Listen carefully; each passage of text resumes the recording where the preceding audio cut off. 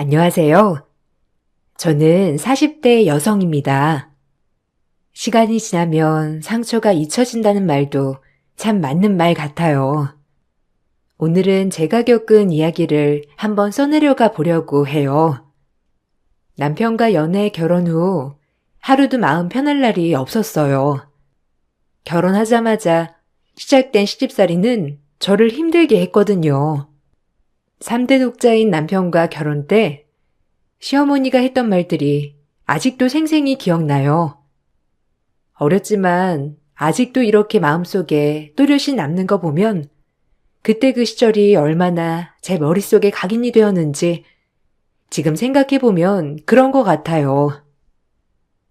훨씬 좋은 집에 장가 보낼 수 있었는데 그렇게 네가 좋다고 하니 결혼시키는 거야.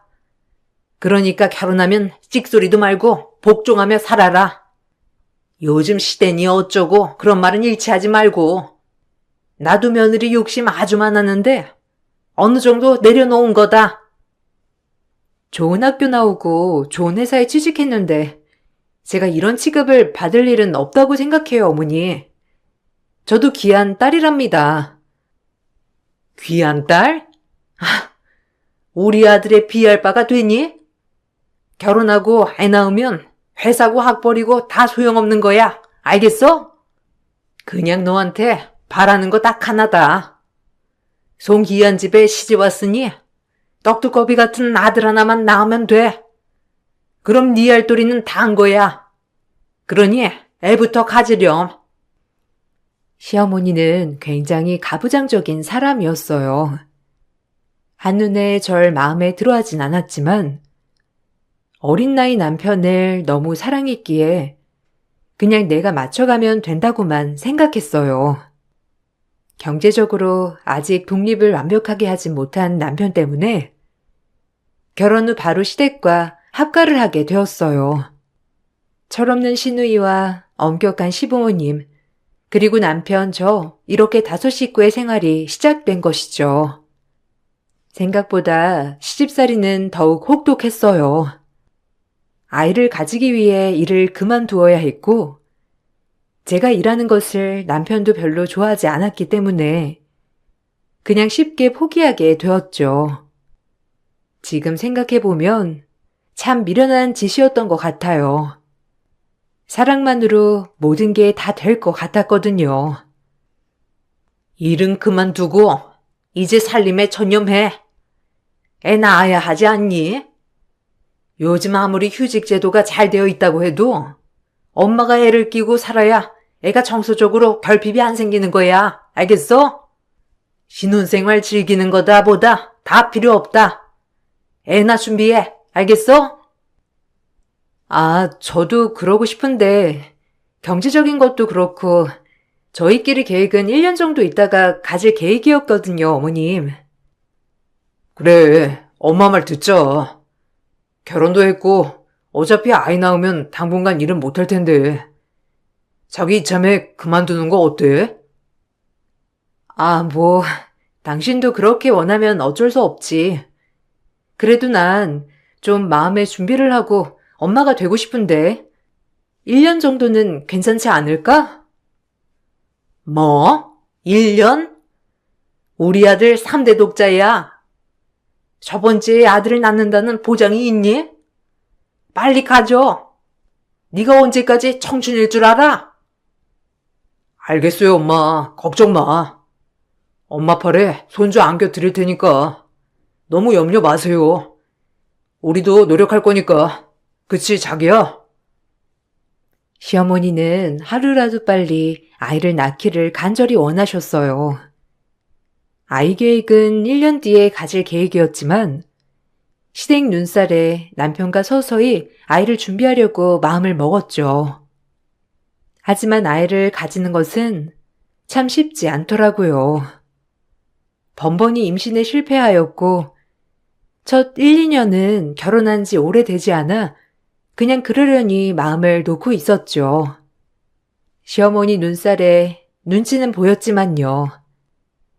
저에게 바라시는 것이 딱 하나 아이를 낳는 부분이었기 때문에 이것을 충족시켜 드리지 못하자 어머님은 저를 더욱 미워하시기 시작했습니다.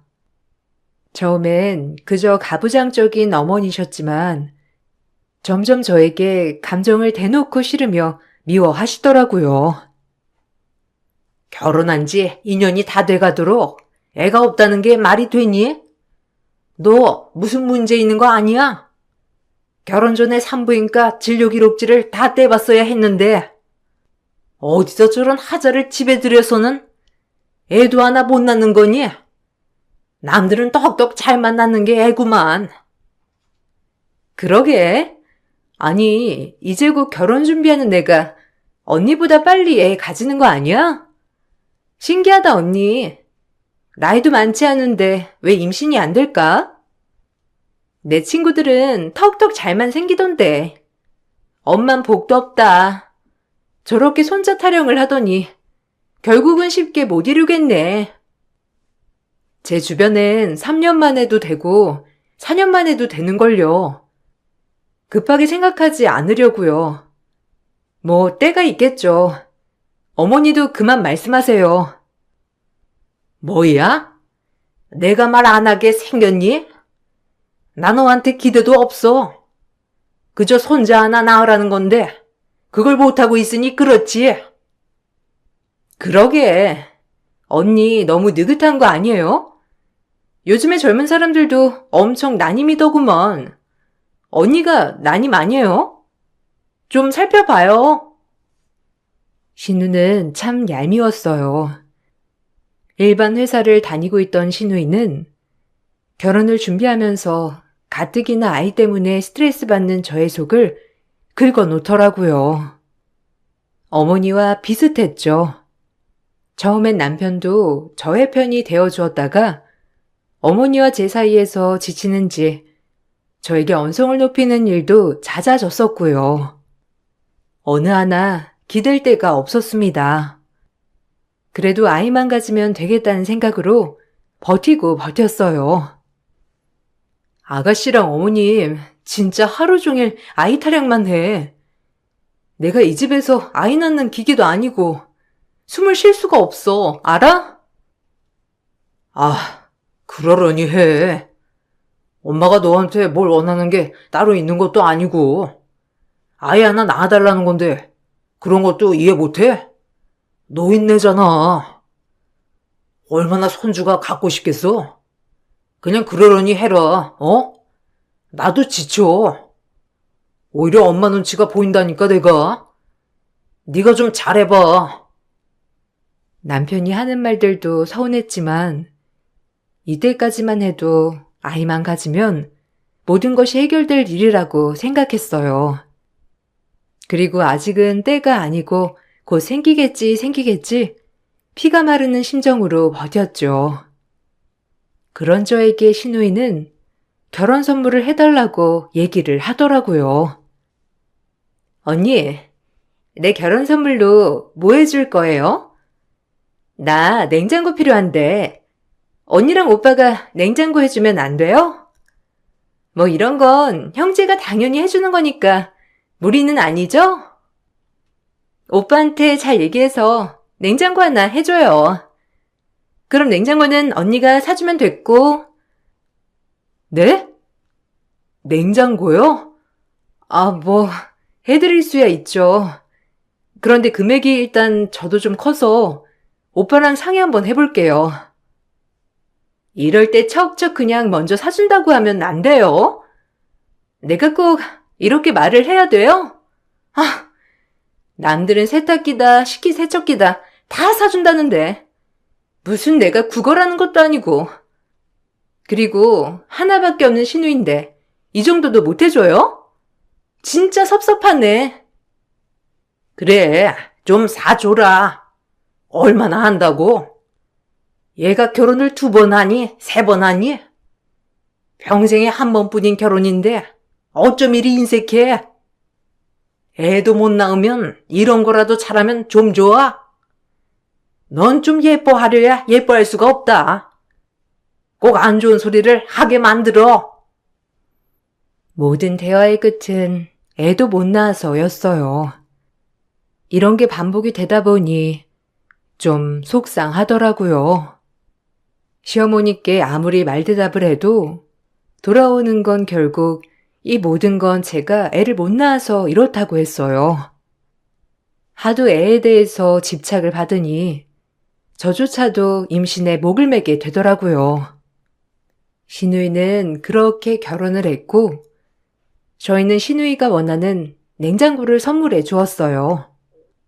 시누이는 선물을 받을 때만 딱 고마워하고 그 뒤로는 입을 씻더라고요.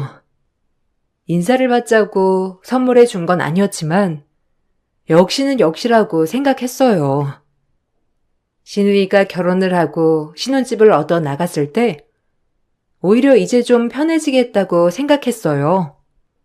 그동안 어머님과 함께 쌍으로 저에게 아픈 말을 스스럼 없이 했었는데 결혼을 해서 나가 사니 그나마 그 꼴은 덜 볼 수 있었으니까요.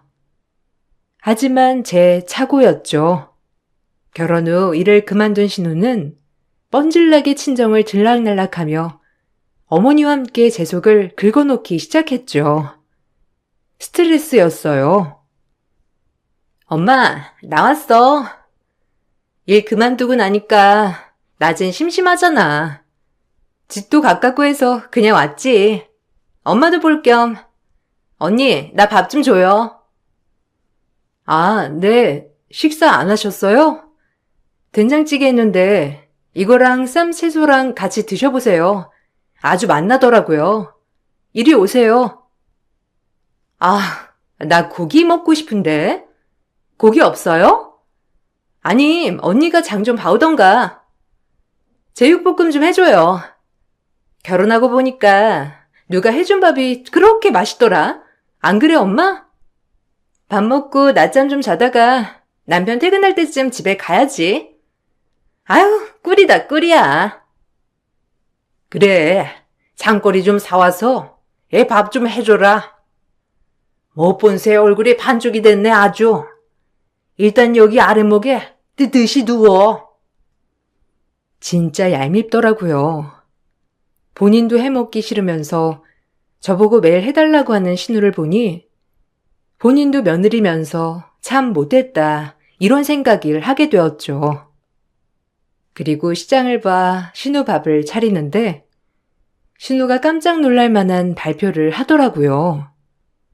그건 바로 임신이었어요. 부럽기도 하면서 축하하기도 하고 마음이 싱숭생숭 하더라고요. 온전히 기쁨을 다해 축하해주고 싶은데 그럴 수 없다는 게 슬펐죠. 엄마, 나 임신했어. 아니, 결혼하자마자 난 바로 생겼네. 시댁에서 얼마나 좋아하는지 몰라. 그래서 요새 피곤해. 어머, 진짜야? 아유, 웬일이니? 교도 다 했다. 그 집에서 얼마나 좋아하실 거야? 아유, 장하다 내 딸.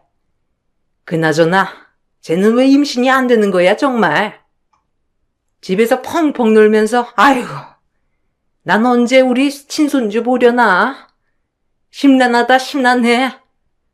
얘, 너 여기 좀 앉아봐라. 어? 어머, 아가씨, 임신 축하드려요. 몸 조심하셔야겠어요. 저희도 노력하고 있어요, 어머님. 그러니까 너무 염려 마세요. 노력하면 뭐해? 몇 년째 안 생기는 거. 병원이라도 다니면서 뭐 시술이라도 해야 하는 거 아니냐? 아니 왜 임신이 안 돼? 안 그래도 다음 주쯤에 병원 한번 가보려고요. 너무 걱정 마세요. 아직 젊으니까 괜찮을 거예요. 어쨌든 아가씨, 너무 축하드려요. 어째요, 언니? 나 때문에 좀 마음이 그렇겠네. 그래도 뭐 파이팅 해봐요. 언니가 그렇게 말하는 아직 젊으니까. 아가씨의 임신 소식에 축하를 하는 게 맞지만 조금 마음은 아프더라고요. 아가씨가 임신했다고 하니 대본의 어머님은 저에게 역정부터 내셨습니다.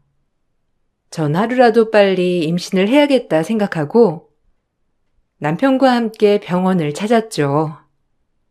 하필이면 제 나팔관 양쪽이 폐쇄되어 꼭 시험관 시술이 필요하다는 의사 소견을 받았거든요. 좀 충격적이더라고요.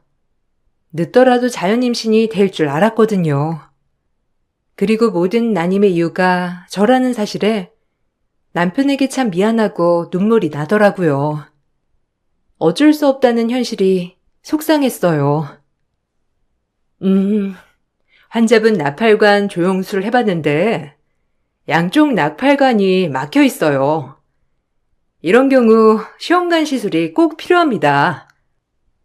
시험관 시술을 하게 되면 확률은 있는 건가요? 그거 외엔 다른 부분은 괜찮은 거고요. 해야죠 뭐. 자기 괜찮아? 나야 뭐. 미안해. 나 때문이었어. 자연 임신이 가능할 줄 알았는데. 시험관 바로 시작할게요. 언제부터 할 수 있어요? 바로 가능해요. 일단 진단서를 좀 써드릴게요. 아무래도 하루라도 빨리 하는 게 임신하는 데 확률을 높이는 거니까요. 전 그날 즉시 바로 시험관 시술 준비를 시작했습니다. 어머니께 이 사실을 말씀드리고 싶지 않았지만 시술도 해야 하고 컨디션도 그렇고 같이 사는 입장에서 말씀을 안 드릴 수 없더라고요. 시술 얘기를 하니 어머님은 또다시 저를 원망하셨죠. 그날은 참 죄책감이 들더라고요. 그렇게 원하는 임신이 다 나의 이유 때문에 안 되는 거였다니 라는 죄책감 말이에요. 내 이럴 줄 알았다. 그럼 그렇지. 네가 문제야. 이 집에 시집와서 애만 잘 낳으라고 했더니 그것도 못해서 결국 너 때문에 우리 아들이 그런 데 가서 시술을 해야 해? 아유, 진짜 못 살아. 지금이라도 안 늦었으니까 너 얘랑 갈라서라.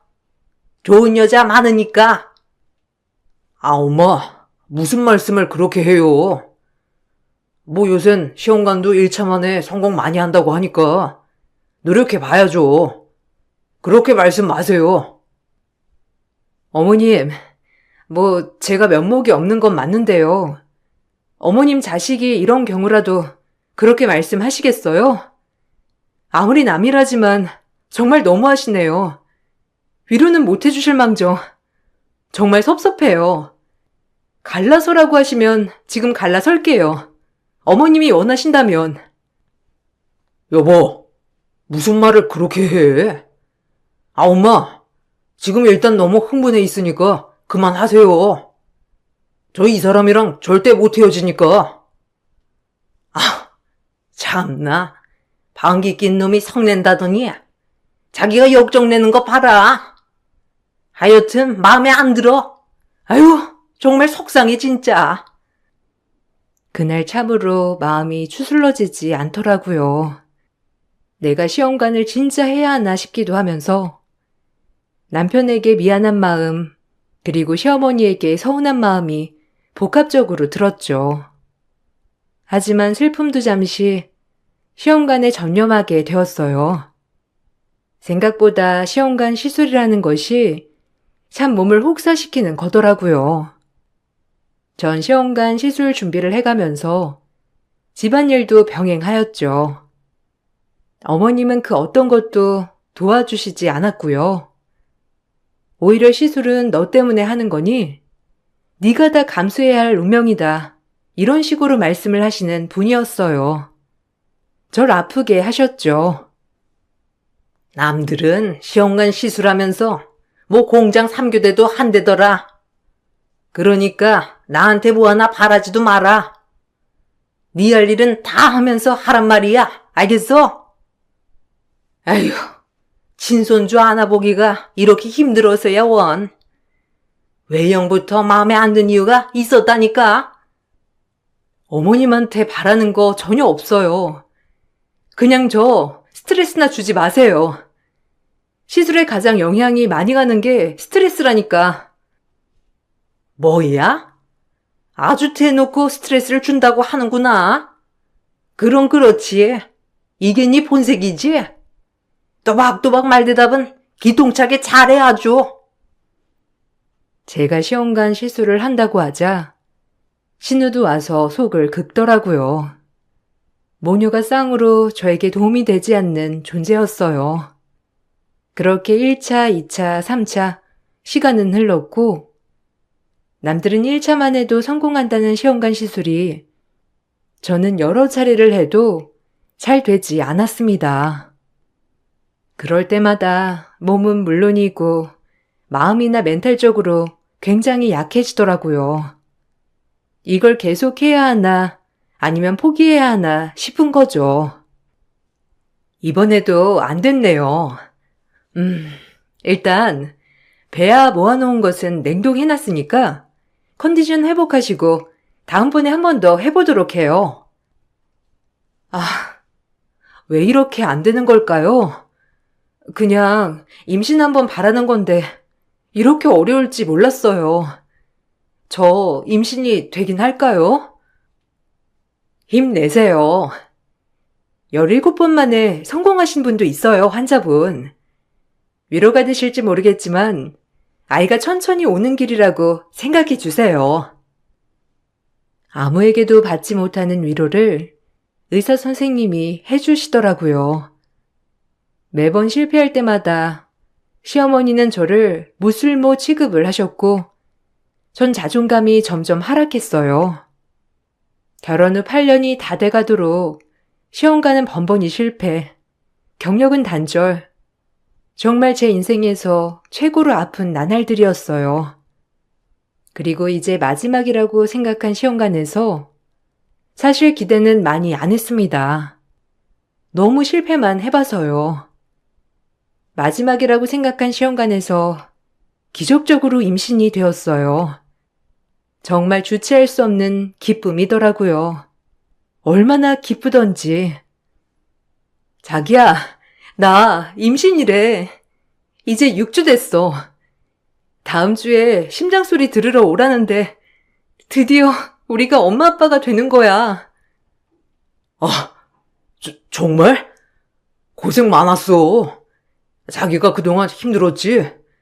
엄마가 엄청 좋아하실 거야. 이제 자기도 고생 끝이야. 알겠지? 남편도 정말 좋아하더라고요. 저의 임신을 알게 되자 시어머니도 드디어 임신이란 소식에 많이도 누그러지시더라고요. 임신을 하게 되자 오히려 어머님은 분가를 하라고 하셨습니다. 그렇게 스트레스 받게 끼고 살더니 이제는 아이를 가졌다며 저에게 분가를 권하더라고요. 정말 임신이 좋긴 좋았어요. 그리고 저의 임신과 더불어 신우이도 둘째를 가지게 되었죠. 내 둘째랑 언니네 첫째랑 동갑이겠네. 웬일이야? 그래도 어쨌든 엄마 소원 이뤘으니 기쁘겠어. 축하해, 언니. 그럼 언니가 나중에 내 둘째랑 언니네 첫째 같이 봐줘도 되겠다. 난 안 그래도 첫째랑 터울이 나서 첫째 쫓아다니기도 바쁘거든요. 신우의 헛소리에 또 한 번 욱할 뻔했지만 가볍게 무시했어요. 본인의 둘째를 봐달라고 하다니 정말 상식적이지 않다고 생각하고 말았거든요. 그래도 손주를 가지는 게 제일 소원인 어머니 소원을 들어드리고 나니 제 마음이 참 뿌듯하더라고요. 이번 연도에 좋은 일만 있으려나 보다. 우리 친손주에 우리 딸 둘째까지 아주 손주복이 터졌어. 진작 이랬어야지. 그리고 집 근처 아파트 하나 얻어놨으니까 너희끼리 따로 나가 살렴. 아무래도 임신한 몸으로 이것저것 하기는 불편할 테지. 엄마, 진짜예요? 고마워요, 정말. 안 그래도 저희 청약 붓고 있었는데 진짜 뱃속 아기가 복덩이네. 집도 장만해주고. 감사해요, 어머니. 손주 안겨서 꼭 기쁘게 해드릴게요. 이제 조금만 기다려주세요. 그래도 이렇게 기뻐하셔서 정말 다행이에요. 모든 게 이제 끝이라고 생각했어요. 저렇게 좋아하시는 어머님 남편을 보고 있자니 그동안 받았던 서러움도 다 잊혀지더라고요. 이제 아이만 잘 낳아서 훌륭하게 키워내자는 마음으로 10달 태교에 집중하기 시작했죠. 행복한 순간이었어요. 그렇게 10개월이 지나고 저는 똘망똘망한 사내아이를 품에 얻었습니다. 어머님이 그렇게 노래를 부르시던 사내아이였죠. 공교롭게도 제 아이 낳던 날 시누이도 같이 출산을 하게 되었어요. 시어머니는 시누이 병원으로 향하게 되었죠. 사실 섭섭했어요. 제 첫아이를 그렇게 기다렸음에도 불구하고 시누이에게 먼저 간다는 것이, 하지만 저 역시도 친정엄마의 마음을 알기에 그러려니 하고 넘어갔습니다. 그리고 아이를 데리고 조리원 퇴소까지 마친 뒤 집에 오게 되었죠. 그렇게 노래 부르던 아이가 집에 왔는데도 어머님은 처음에 좋아하셨던 거와는 반대로 시큰둥 하시더라고요. 내가 뭘 서운하게 해드렸나 싶었죠. 어머님, 왜 집에 안 놀러 오세요? 아이 보러 오세요. 얼마나 예쁜데요. 어머님이 그렇게 좋아하던 아들 손주잖아요. 아유, 애가 거기서 거기지 뭐. 어쨌든 수고했다. 둘째도 낳아야지. 혼자는 외로워서 안 돼. 알겠니? 몸 좀 회복되면 다시 시험관인지 뭔지 그것부터 진행해라. 1살이라도 어릴 때 둘째 낳아야지. 애는 자고로 형제가 있어야 해. 알겠니? 아, 어머니, 둘째 계획은 아직 없어요. 일단 지금 첫째한테 집중하고 싶기도 하고 몸도 회복도 안 됐고요. 뭐야? 또 또박또박 말 안 듣지? 결국에 그러다가 시기 놓쳐서 8년까지 끌어온 거 아니야. 넌 진짜 마음에 안 든다. 어머니, 저 진짜 어머니랑 잘 지내고 싶어요. 그러니까 이제 우리 좀 웃으면서 지내요. 네? 저도 지친답니다. 네가 지치면 어쩔 건데? 난 네가 싫어. 그냥 싫다 아주. 하라면 하고 말라면 말란 말이야. 내 말 잘 들으라고. 어머님은 첫째를 낳은 지 얼마 되지 않은 저에게 둘째를 종용하시더라고요. 진짜 속상했어요. 무슨 애 낳는 기계도 아니고 그놈의 손주. 아이를 낳아드렸더니 둘째를 바라시는 모습을 보고 저도 그냥 이젠 제가 알아서 해야겠다고 다짐했죠. 그러던 어느 날 시누이가 둘째를 데리고 저희 집에 놀러 온 날이 있었습니다. 잘 맞지 않는 시누였지만 아이가 동갑이다 보니 어머님네보단 저희 집에 자주 왔었거든요. 그날도 저희 집에 와서 같이 육아를 하고 있는데 어머님이 보낸 선물이 있었죠. 밖을 나가보니 외제 유모차였어요. 제가 알아보다가 포기한 300만 원짜리 유모차였어요.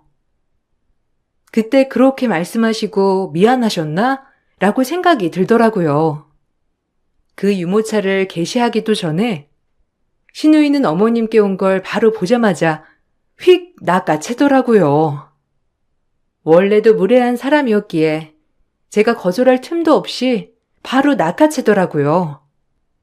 전 제 선물을 보지도 못한 채 시누이에게 빼앗겼죠.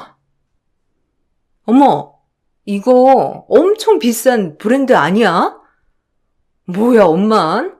나 이런 것도 안 사주고.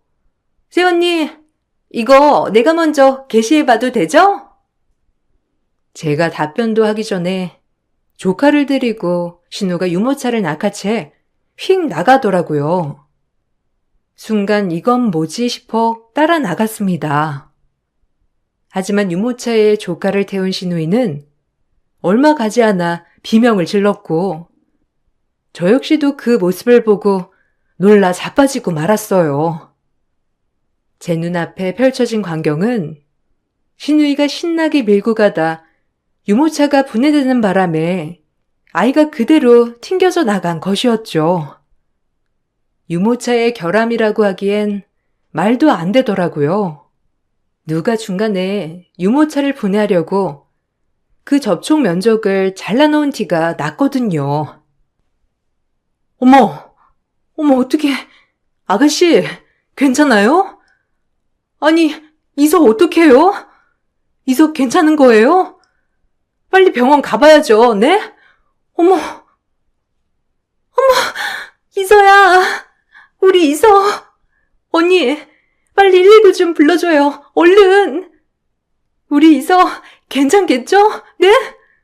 아니, 어쩌다가 이런 일이. 일단 빨리 이서 챙기고 같이 병원에 가봐요. 많이 안 다쳤으니까 괜찮을 거예요. 아가씨, 마음 단단히 먹고요. 조카를 데리고 부랴부랴 병원에 가서 찢어진 곳을 꿰맸습니다. 신우이는 울고불고 난리가 났었고 저 역시도 어쩔 줄 몰랐죠. 얘기를 듣고 시어머니가 병원에 도착하셨더라고요. 그리고 도착하자마자 다짜고짜 제 뺨을 후려치는 게 아니겠어요? 시어머니의 얘기를 듣는 순간 메가톤급 충격 반전이 몰아치기 시작하더라고요. 제 인생에서 일어날 수 없는 일이었어요. 아기는 네가 태웠어야지. 왜 우리 딸이 그 유모차를 개시한 거야, 어? 이참에 애 좀 다치게 해서 너 내쫓으려 했더니 우리 딸 마음에 스크래치를 내?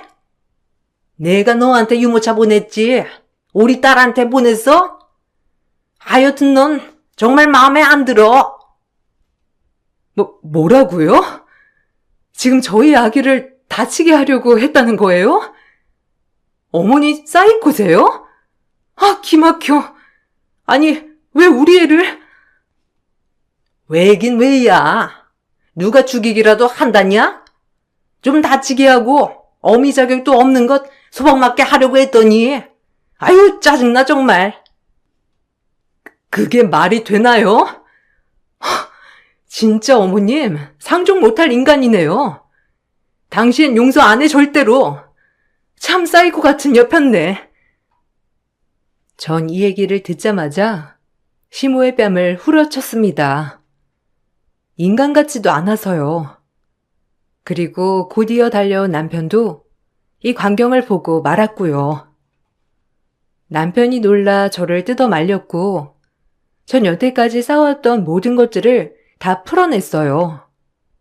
그리고 아예 인연을 끝낼 생각을 하였죠. 그리고 남편도 저의 이야기를 듣고는 시어머니가 정상이 아니란 걸 눈치챘는지 뒷걸음을 치더라고요. 본인도 용서가 안 되는 거였죠. 이 미친 사이코 같은 여편네. 날 미워하는 것도 모자라서 그렇게 노래 부르던 손자까지 안겨줬는데 날 내쫓으려고 이런 쇼를 해? 당신 내가 가만 안 놔둘 줄 알아? 이 사악한 여편네야. 내가 그동안 오냐오냐 당하기만 하니까 날 물러봤지? 두고 봐. 이게 다 무슨 소리야? 엄마, 이게 무슨 소리예요? 내쫓으려고 했다니요? 그럼 집까지 왜 해준 거예요? 네? 이혼해, 당장. 저거랑 어차피 둘째도 못 낳는데 하루라도 빨리 애 떼어놓고 새장가 가야지, 안 그래? 집은 그냥 위로 차원에서 해준 거야. 어차피 애만 낳으면 쫓아내려고 했어. 이번 시험관 안 되면 그냥 쫓아내려고 했는데 이왕 가졌다고 하니 애 태어나서 쫓아내려고 했다. 왜? 전화에 쓸모도 없는 것인데 왜 붙들고 있는 거야? 어쨌든 이왕 이렇게 다 알게 된 거 끝내. 엄마 제정신이야? 진짜 어떻게 이럴 수가 있어?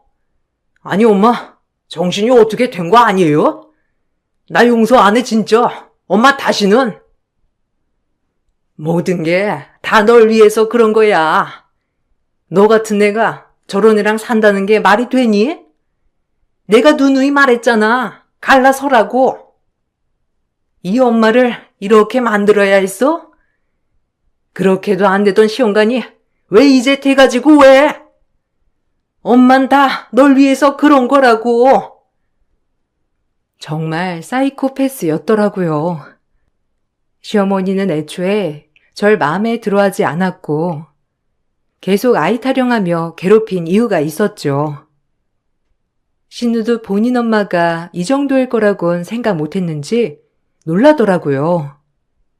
그리고 그로 인해 본인 자식이 다쳤으니 시엄마에게 소리를 질렀죠. 아무리 그래도 그렇지 어떻게 그럴 수 있어? 언니가 미우면 그냥 이혼시키면 되지. 어떻게? 애를 다치게 하냐고. 아니 얼마 안 다쳤잖아. 다 계산한 거라니까. 그러니까 왜 네가 그걸 가로채길? 어? 아유 속상해 정말. 됐고 당신도 똑똑히 들었지? 나 이제 이 집이랑 끝이야. 당신이 선택해. 나랑 내 아이 선택할 건지 저 사이코 같은 여자 선택할 건지. 뭐라고? 네가 감히 나랑 우리 아들 년을 끊겠다는 게야? 네가 그러고도 무사할 줄 알아? 이 불행을 몰고 다니는 년? 그래, 그렇게 생각해. 당신은 정신병원에 들어갈 수준이니까, 알겠어? 절대 용서 안 할 줄 알아. 내 앞에 무릎 꿇고 빌어도 끝이야. 전 그리고 친정집으로 향했어요. 남편도 저를 쫓아오더라고요. 다행히 남편은 저와 아이를 택해 주었고 전 이번 일을 절대 이대로 넘어갈 수 없어 시어머니를 고소했습니다. 죄명은 살인 미수로요. 까딱하면 우리 아들이 유모차에 튕겨나가 크게 사고를 당했으면 죽을 수도 있었으니까요. 시어머니는 억지라고 주장했지만 소송은 진행되었죠. 정말 참을 수가 없었거든요. 아니 어떻게 이게 살인 미수가 됩니까? 그냥 조금 제가 부주의해서 유모차를 그렇게 만든 건데 안 그래요? 웃기지 마. 당신이 일부러 아이를 다치게 할 속셈이었잖아. 그러다 죽었으면 그건 살인이야. 알겠어? 나 하나 내쫓겠다고 그렇게까지 하는 당신 정신병원 들어가야 해. 당신은 제정신이 아니니까. 증인도 있어요. 저희 아가씨입니다. 다들 조용히 하세요. 제가 발언권을 드릴 때만 말씀하실 수 있습니다. 일단 증인이 있다고 하니 증인 신청 받겠습니다. 다행히 아가씨는 본인 아이가 걸린 문제라서 그런지 증언을 해주었어요. 증언을 해주면서도 엉엉 울더라고요. 그래도 아이 엄마다 보니 본인도 본인 엄마가 이해가 안 갔던 거죠. 시어머니는 살인 미수까진 아니었지만 과실치사상 죄가 적용되어 구속이 되었어요. 그리고 이제 와서 합의를 해달라고 선처를 하더라고요. 정말 사이코같이 소름이 끼치더라고요. 애초에 결혼을 허락하지를 말지. 아이 타령을 그렇게 해놓고 이제 와서 아이를 다치게 한 뒤 부주의했다고 뒤집어 씌워 날 내쫓으려 했다니 정말 상상이 가지 않더라고요. 아무리 이해를 해보려고 해도 전혀 이해가 가지 않았어요. 용서도 되지 않았고요. 나도 내가 왜 그랬는지 모르겠어. 갱년기도 오고 우울하고 그러다 보니까 그냥 그렇게 된 거야. 어? 합의 좀 해줘라. 단원서 좀 넣어줘. 내가 이 나이에 죄수복 입어야 되겠니? 내가 진짜 반성했어. 이제서야 깨달았다. 내가 어떻게 됐었나 봐. 어? 거기 안에 가서 반성하세요. 그리고 당신이 그렇게 사랑하는 3대 독자 내 남편 다신 볼 생각 마. 당신 손자도. 이젠 영원히 당신 혼자니까 어디 거기 차가운 바닥에서 썩어봐. 그리고 밖에 나오면 철저히 혼자인 삶을 살아봐. 이 정신 나간 이상자야. 뭐야? 너 내가 절대 용서 안 해. 네가 우리 아들이랑 모든 걸 다 뺏어갔어. 너만 없었으면 난 우리 아들이랑 행복할 수 있었다고.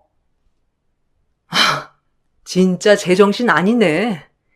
진작 왜 몰랐을까? 이런 병자인지. 진작 캐치를 했어야 했는데. 하여튼 거기서 반성 많이 하세요. 전 그 얼굴을 마지막으로 시어머니와 모든 관계를 끊었어요.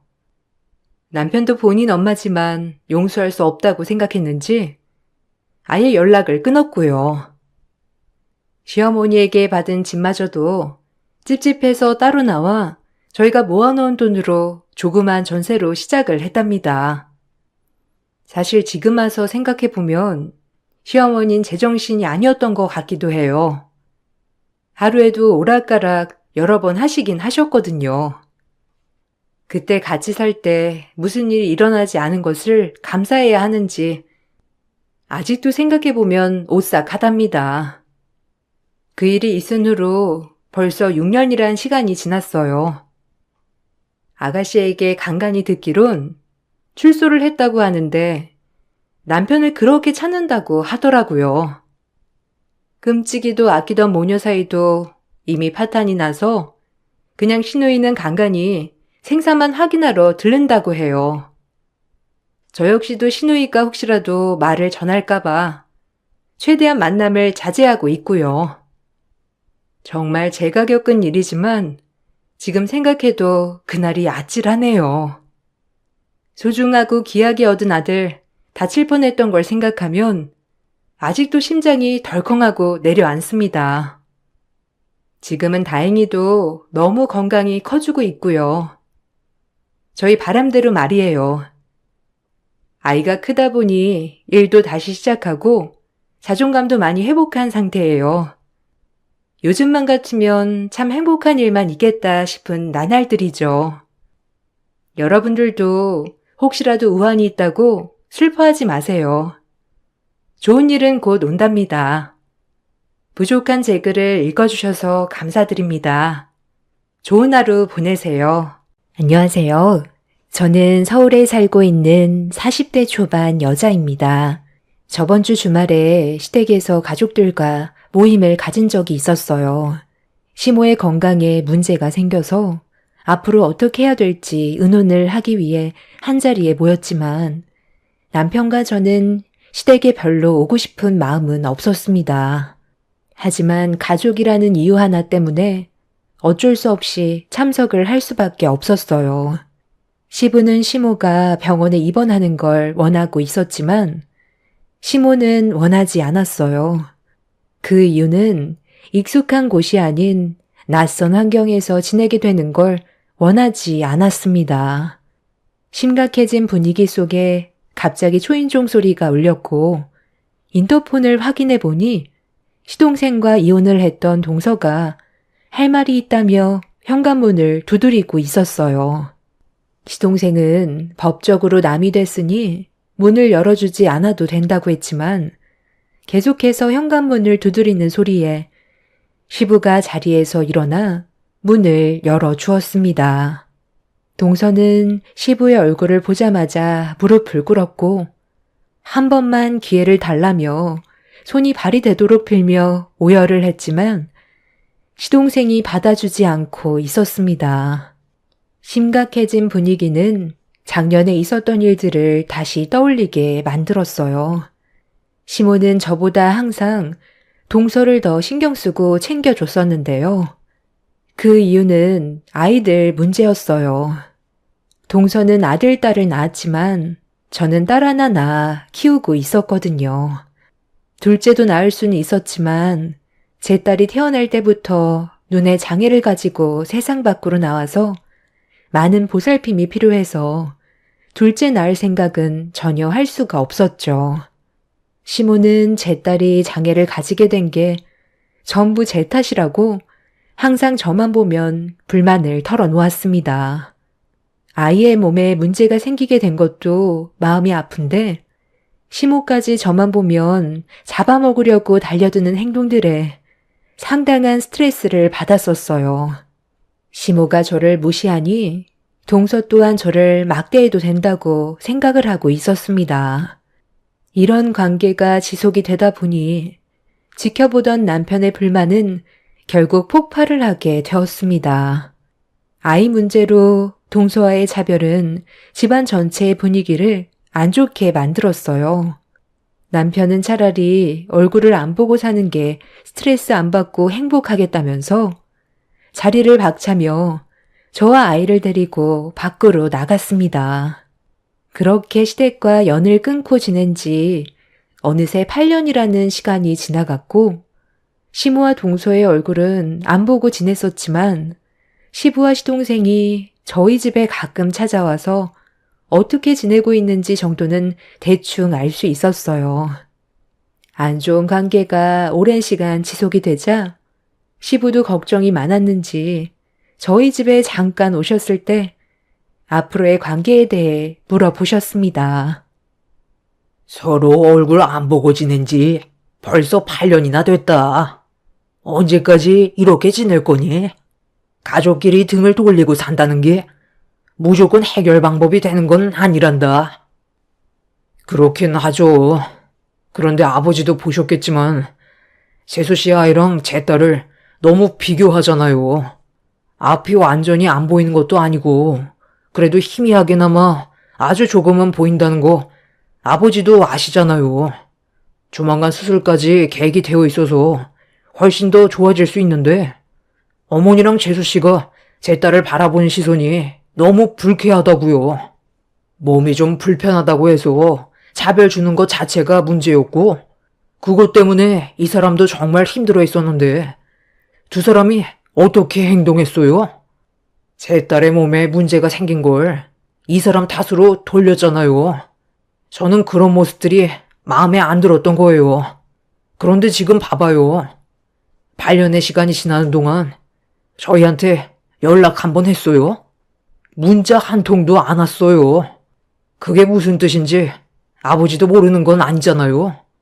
그냥 얼굴 안 보고 지내겠다는 건데 저희가 왜 먼저 연락을 해야 되는지 모르겠어요. 아무튼 저희는 그때의 감정들이 아직까지 상처로 남아있고 가슴 깊이 멍이 들어있기 때문에 아직 얼굴을 마주하고 싶지 않아요. 저도 같은 의견이에요. 어차피 서로 좋지 않은 감정에서 얼굴 봐봤자 또다시 상처만 받고 돌아올 텐데 그럴 바엔 지금처럼 서로 얼굴 안 보는 게 속 편할 것 같아요. 시부는 고민이 많았는지 한참 동안 생각에 빠져 있었습니다. 집안의 가장으로서 이런 불화가 지속이 되는 걸 원치 않았던 시부는 감정의 골이 더 깊어지기 전에 하루빨리 해결을 하고 싶어 했어요.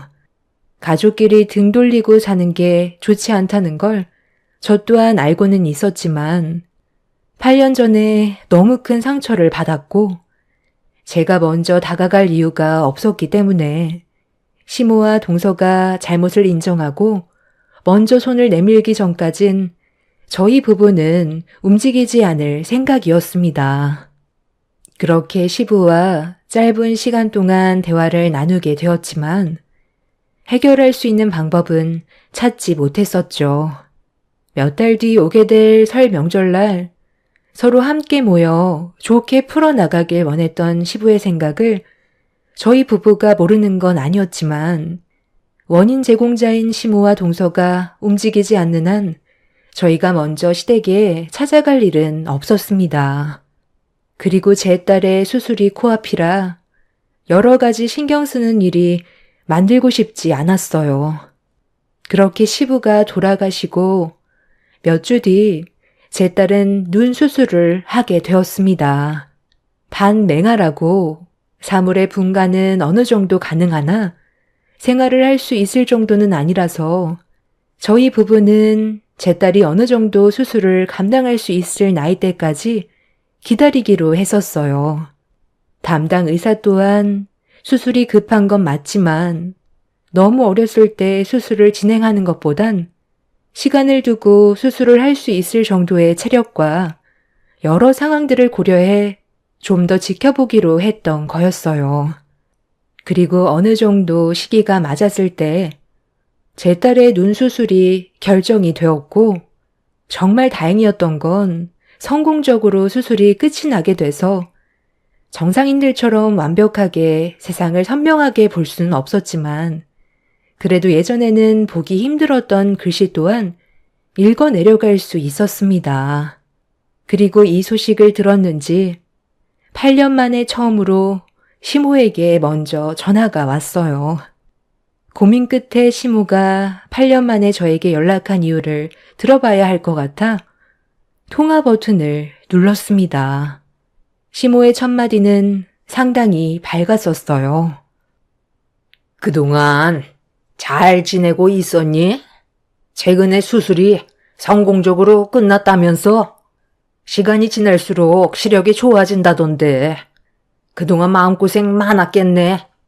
이제 설 명절도 얼마 남지 않았는데 너희 시아버지가 언제까지 연락 안 하고 지낼 거냐며 하도 난리를 쳐서 이번에 우리 손녀 얼굴도 좀 볼 겸 한번 들렸으면 좋겠다. 가봤자 어차피 안 좋은 말만 듣게 될 텐데 상처되는 말 들을 바엔 안 가는 게 좋을 것 같아요. 그리고 어머님은 지금 저희 가족한테 미안한 마음에 내켜서 전화한 건 아니잖아요. 아버님이 화내셔서 억지로 어쩔 수 없이 전화하신 걸 텐데 가봤자 저희가 얻을 수 있는 건 없을 것 같아서요. 아이 참, 어머님, 저 좀 바꿔주세요. 형님, 저예요.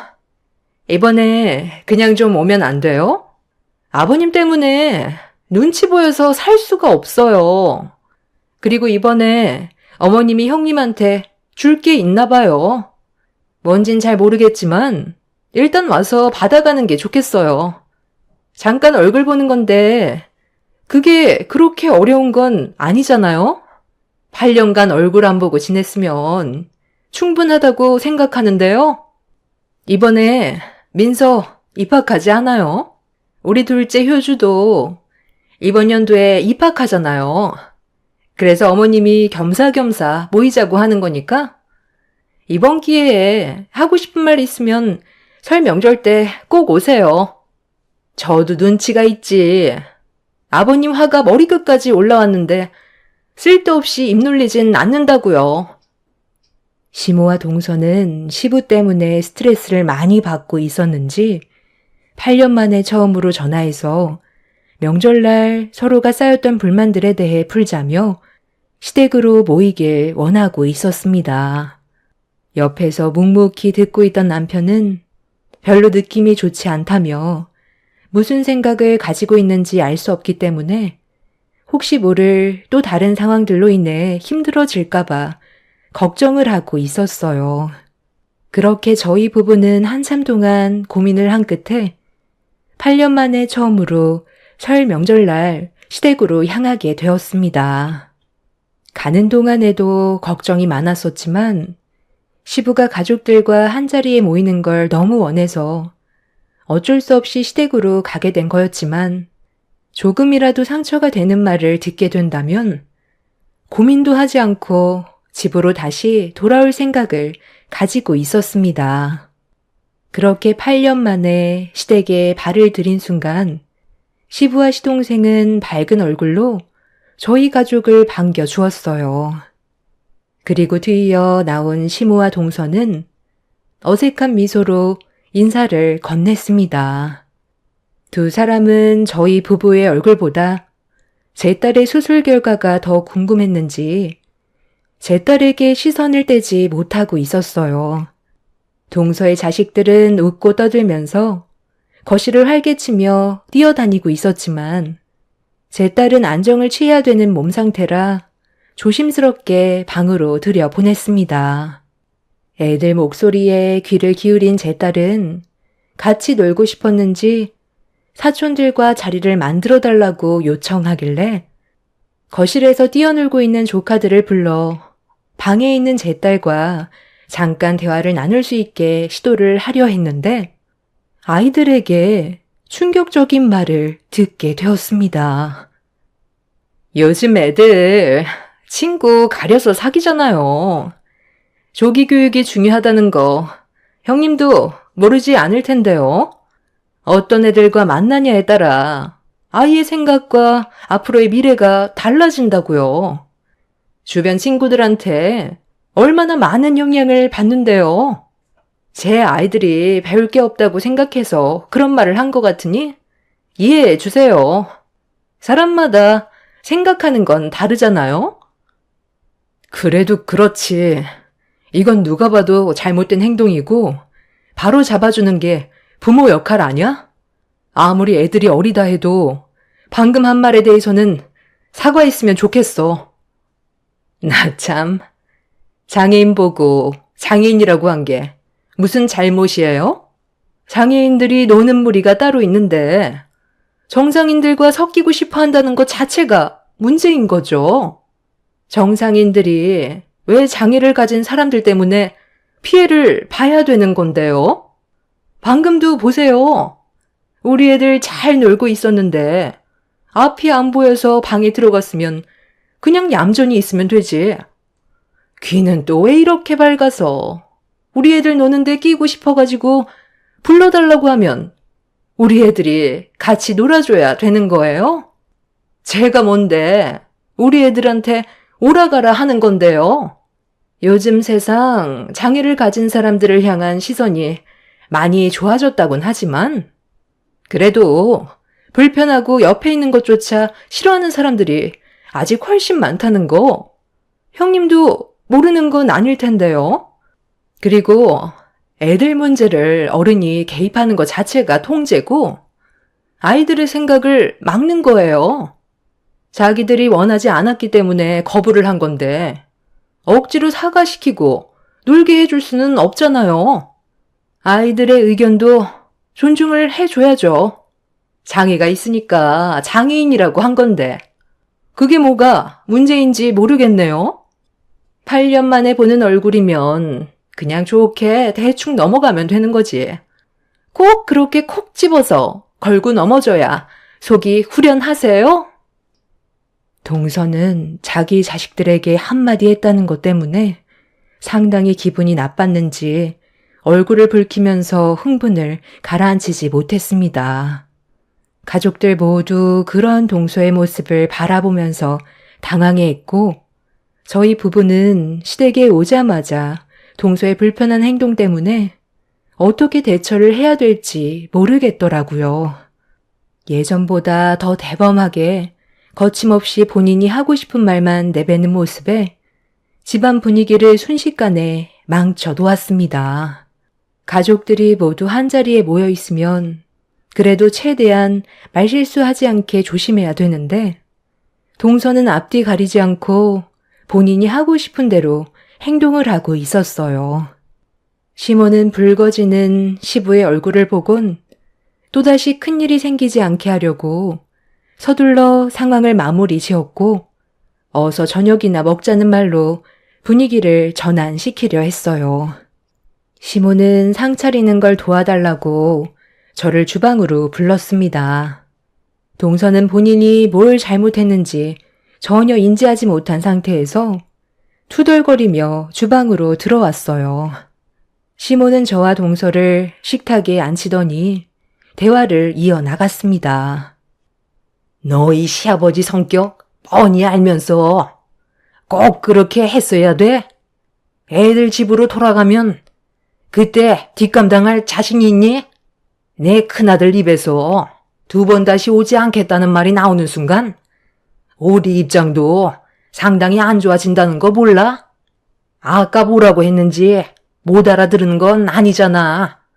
어떤 일이 생기더라도 오늘만큼은 불만이 있어도 서로 참고 조용히 넘어가자고 했는데 지금 네가 하는 행동을 봐봐라. 어른들 보는 앞에서 네가 큰 며느리한테 대들면 분위기가 어떻게 흘러가겠어?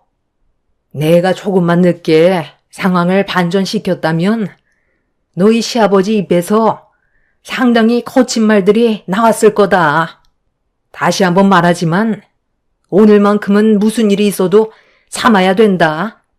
원래 식사 끝나고 주려고 했는데 네가 지금 기분이 별로 안 좋아 보이는 것 같아서 미리 주는 거니.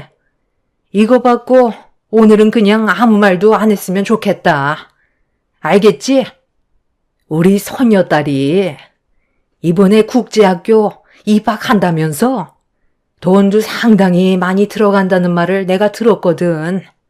그래서 조금이라도 도와주려고 준비했으니까 학교 들어가는데 보태거라. 지금 내가 가지고 있는 현금이 1억밖에 없어서 일단 그것만 준비해 준 거니까 나중에 더 필요하다고 말하면 바로 계좌로 싸줄 테니 부담 갖지 말고 넣어둬라. 그리고 이건 네 거다. 네 딸도 이번에 학교 입학한다면서 맹아 학교라던데. 작은 며느리보다 일찍 우리 집 식구가 됐는데 애가 늦게 생겨서 어떻게도 입학식이 비슷한 날짜에 잡혔네. 쟤는 맹아 학교에 입학한다고? 그럼 그곳은 눈이 안 보이는 애들만 들어가는 곳인가 봐. 그래서 너한테 이걸 좀 준비했다. 그래도 꽤 비싼 걸로 준비했으니까 앞으로 이거 들고 다니면 될 거다. 수술을 해서 앞이 좀 보인다 해도 맹인인 건 맞는 거잖아. 시모는 동서에게 입학 선물로 1억을 건네주었고 제 딸은 맹인 스틱을 건네주었습니다. 살면서 필요한 물건은 맞지만 시모의 말들이 저에게 상당한 아픔으로 다가왔어요.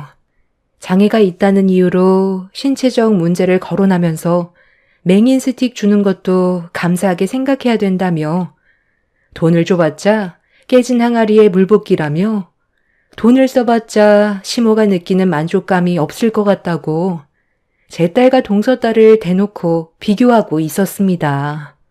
어른들부터가 비교를 하는데 애들이 뭘 보고 배웠겠어요. 동서나 시모나 다를 건 전혀 없어 보였어요. 식탁 테이블에 올려져 있던 스틱을 주워 들었는데 뭔가 이상한 점을 발견했어요. 보통 맹인 스틱의 경우 접이식으로 되어 있어서 펼치면 자동으로 스틱이 펴지게 되어 있는데 보니까 제일 하단 부분이 고장난 건지 펴지지 않고 꺾여 있더라고요. 뭔가 이상해서 자세하게 살펴보니 스틱 아랫부분이 상당히 심하게 휘어져 있었습니다. 하자가 있는 스틱을 건네준 시모에게 불량인 것 같다고 얘기하자 돌아오는 대답이 정말 어이가 없었네요. 그게 말이야. 내가 너 오기 전에 맹인인 것처럼 사용을 한번 해봤거든. 그런데 눈을 감고 걸어가다 보니 덕을 넘지 못해서 넘어졌는데 그때 휘어져 버렸지 뭐냐. 그래도 사용하는데 문제는 없을 것 같아 준 거니까 대충 사용하면 되지 않겠어? 어차피 시력도 조금씩 회복이 되고 있는 중이라며. 혹시 모르니까 가지고만 있던지 쓸 수 없을 것 같으면 그냥 버려라. 인터넷에 보니까 맹인 스틱 10,000원도 안 하더구만. 너도 몇 개 있을 거 아냐. 지금 네가 들고 있는 거 AS가 되는 제품이긴 한데 내가 그거 고쳤을 시간이 어디 있니? 그런데 눈이 보이는 건 맞는 거지? 수술이 성공적이었다면서. 그런데 바라보는 시선이 아직 초점이 안 맞아서 그런지 눈에 사시가 있는 것 같더라. 아까 그 모습을 보는데 여자로 태어나 결혼 한번 못 해보겠구나. 그 생각이 먼저 들더라고. 맹인들은 맹인들끼리 결혼하니? 그럼 그 사이에서 태어난 아이도 맹인이 되는 거야? 맹인도 유전일지도 모르잖아. 너희 집안에 시각장애를 가지고 있는 사람들은 없었니? 에휴, 너희들만 보면 한숨밖에 안 나온다. 오늘은 떡국으로 대충 때울 테니까 서둘러 준비하도록 하자. 다들 바쁜데 빨리 먹고 가야 할 거 아니야? 언제까지 우리 집에 붙어 있을 순 없잖아. 시모는 자리에서 일어나 냉장고로 향했어요. 시모의 한마디 한마디가 저에게 엄청난 상처로 가슴에 박히는데 제가 왜 이런 말을 듣고 있어야 되나 싶더라고요. 8년 전이나 지금이나 달라진 건 아무것도 없다는 걸 느끼게 되는 순간이었고 남편과 집으로 돌아가게 되면 다시는 시댁에 오고 싶지 않았습니다. 동서는 기분이 금세 풀려서는 시모 옆에 찰싹부터 음식을 준비하고 있었어요. 그 모습들을 보면서 저도 제 할 일을 찾아 식사를 준비했고 그렇게 가족들이 모두 둘러앉아 자리에 앉았는데 갑자기 제 딸이 시모가 앉을 자리에 있던 떡국과 제 것을 바꿔달라고 보채고 있었습니다. 이유를 알지 못해 왜 바꿔야 되냐고 물어봤는데 제 딸은 계속 떡국을 바꿔달라는 말만 반복했어요. 저는 그런 딸의 기분을 맞춰주기 위해 떡국을 바꿔놓았고 그렇게 모두 함께 모여 8년 만에 첫 식사를 하게 되었습니다.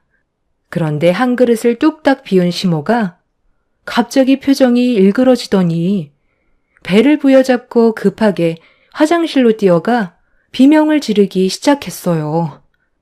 화장실에 들어간 시모가 복통을 호소하며 괴로워하고 있는데 그 이유를 알지 못한 가족들은 화장실에서 나오지 못하고 있는 시모를 기다리고 있었습니다. 시부는 갑자기 일어난 돌발 상황에 많이 놀랐는지 무슨 일이냐고 물어보았고 시모는 본인도 잘 모르겠다면서 배가 너무 아프다면서 힘들어하고 있었어요.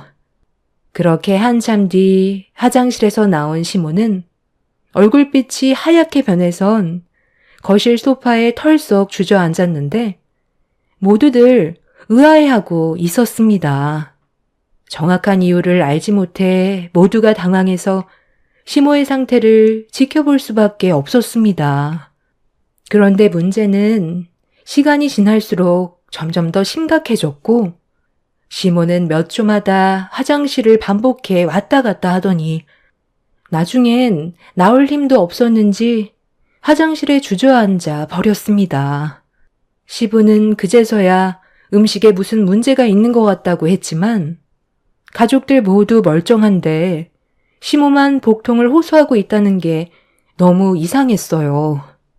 그런데 그 순간 좀 전에 제 딸이 꺼낸 한마디가 머릿속에 스쳐 지나갔고 제 딸은 가족들이 모르는 무언가를 알고 있는 것 같아 좀 전의 상황에 대해 조심스럽게 물어봤어요.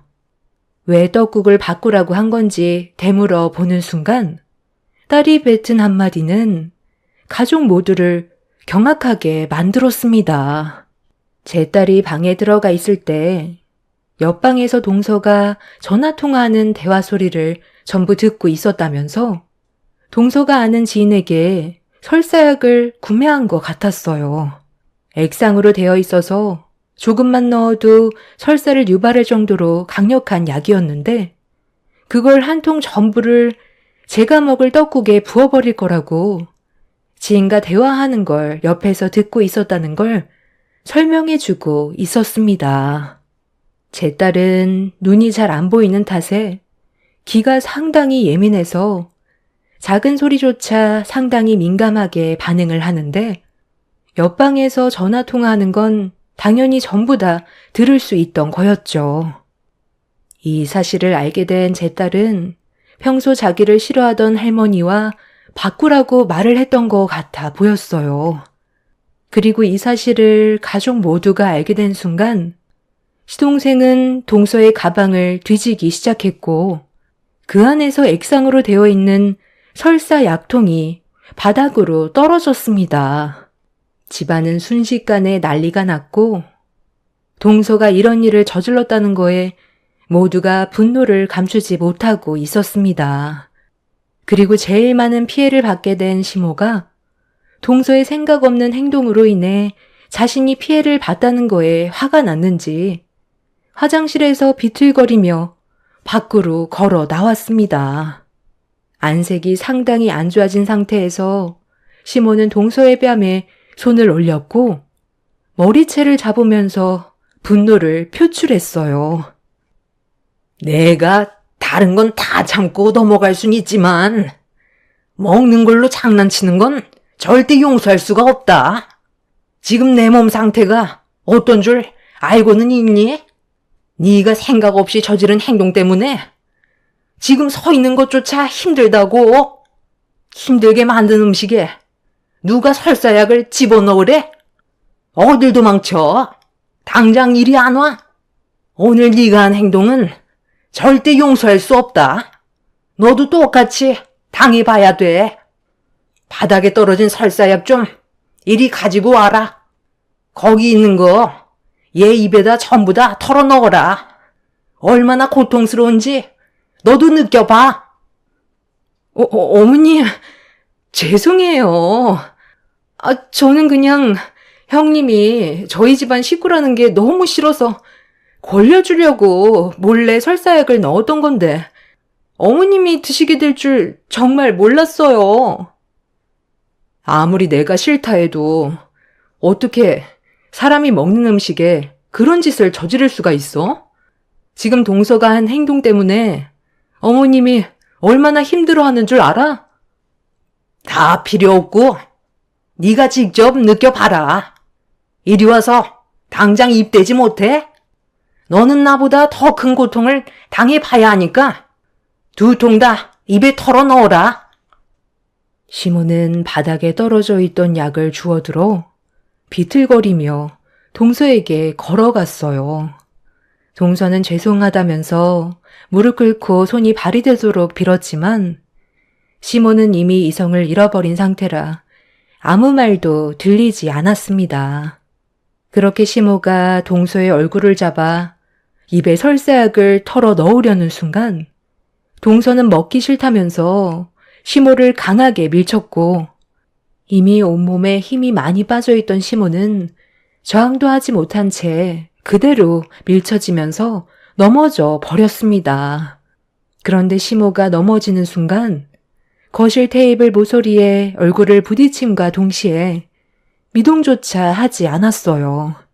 가족들 모두 움직이지 않는 시모의 모습에 놀랐고 시부가 시모의 몸을 돌렸는데 바닥에 과도가 떨어져 있었고 얼굴에서는 상당히 많은 출혈이 흐르고 있었습니다.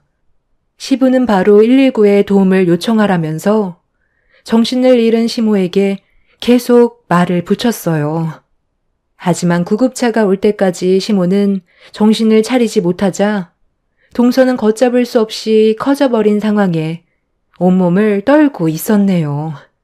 그렇게 가족 모두 병원으로 향한 뒤 수술실에 들어간 시모가 나오길 한참 동안 기다렸어요.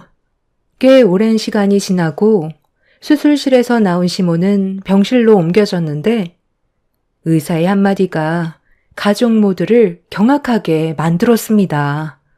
시간이 지나면 깨어나겠지만 사고 당시 날카로운 모서리에 눈을 크게 다치면서 양쪽 눈이 거실 테이블 과일 접시에 올려져 있던 가도에 추가적으로 다친 상태라 회복하기에는 힘들 것 같다며 서둘러 이식을 받지 못한다면 평생 앞을 볼 수 없을 거라는 충격적인 말을 듣게 되었습니다.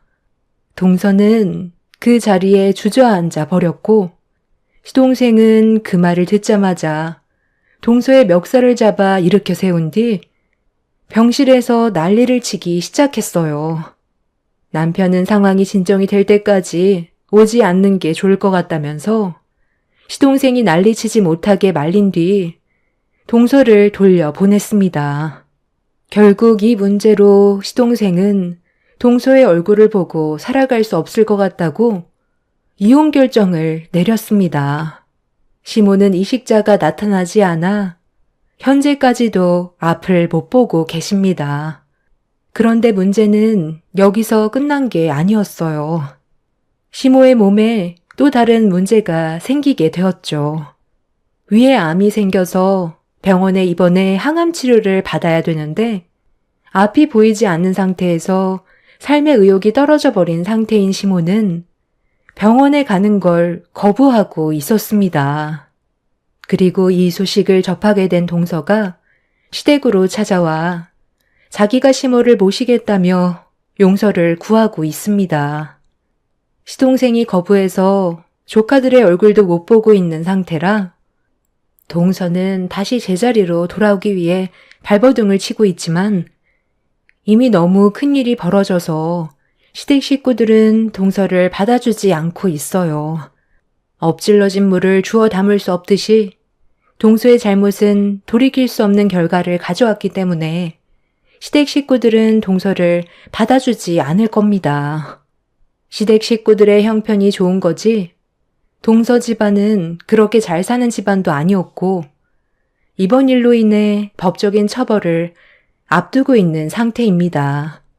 본인이 저지른 잘못된 행동이 하마터면 사람의 생명을 앗아갈 수도 있는 상황이었거든요. 저는 동서만 잘못이 있다고 생각하지 않아요. 시모 또한 이 문제를 발생시킨 한 사람이고 어른답지 못한 행동을 동서가 그대로 보고 배운 결과라고 생각합니다. 항암 치료를 받지 않겠다면 시모의 길은 하나밖에 없겠죠. 세상을 등지게 되실 테고 이식받을 기회조차 사라질 텐데 이미 심각한 우울증에 시달리고 있어서 그런지 살겠다는 의욕이 전부 사라져 버렸습니다. 두 사람의 불행은 본인들이 만들었다고 생각해요. 눈앞에 보이는 현실만 처리하고 싶은 동서나 본인의 삶을 한탄만 하고 있는 시모가 제가 봤을 때 둘 다 거기서 거기 같아요. 남편과 저는 병원에 가지 않겠다는 시모의 결정을 존중해 주기로 했어요. 본인의 삶을 남이 살아주지는 않잖아요. 남편은 제 딸한테도 신경을 많이 써야 한다면서 당분간 시댁에 가지 않겠다고 시부에게 말씀드렸습니다. 얼마나 시모와 동서에게 질렸으면 두 눈이 먼 시모의 암 소식에도 등을 돌리려 하겠어요. 이래서 사람은 마음을 곱게 써야 한다는 걸 이번 일을 통해 느끼게 되었어요. 제 사연을 들어주시는 여러분들께서도 언제나 좋은 마음으로 인간관계를 유지하시길 바랍니다. 감사합니다. 안녕하세요. 저는 의사 남편을 두었던 40대입니다. 남편과는 동네 친구로 친하게 지냈었어요. 초등학교 입학하기 전부터 같은 동네에서 자랐죠. 남편은 어릴 적부터 몸이 약한 친구였습니다. 그러다 보니 다른 못된 친구들의 괴롭힘 대상이었죠. 반면에 저는 활달하고 활발한 성격이었어요. 그러다 보니 친한 남편을 보호하기 위해서 제가 나서는 일들이 많았습니다. 그때 당시는 제가 덩치도 컸기 때문에 다 이길 수 있었죠. 제가 남편을 계속 지켜주다 보니 남편은 평생을 나를 동경하고 존경하겠다고 선언하기도 했습니다. 평생 친구로 지낼 것만 같았던 저희는 성인이 되어서 연애를 시작하게 되었어요. 남편은 공부를 정말 잘했고 지역 수지였지만 저는 그러지 못했습니다. 그러다 보니 학벌에서 차이가 나게 되었어요. 남편은 의대에 진학을 하였고 저는 평범한 대학을 다니다가 공부에 뜻이 없어 자퇴를 하게 되었어요. 전부터 하고 싶었던 미용 공부를 시작하고 일찍 미용실을 차려 운영했습니다. 어릴 적에는 그저 동네 친구로 친하게 지내는 줄 알았던 시댁 식구들은 저희가 결혼을 하겠다고 하자 적극적으로 반대를 하기 시작했어요. 남편은 홀시모의 외동 아들이었기 때문에 더욱 못마땅해 하셨죠. 승배가, 너 정말 이 결혼을 꼭 해야 되겠니? 네가 아직 어려서 그렇지만 나중에 천문이만 되면 쟤보다 훨씬 나은 애 얼마든지 골라서 만날 수 있는데 정말 굳이 이 결혼을 해야 되겠어? 아유, 주라나. 너는 솔직히 승백이랑은 아니라는 거 잘 알지 않니? 뭐 어릴 적부터 봐서 계속 정이 들어 그럴 순 있지만 너희는 결이 좀 다르지 않니?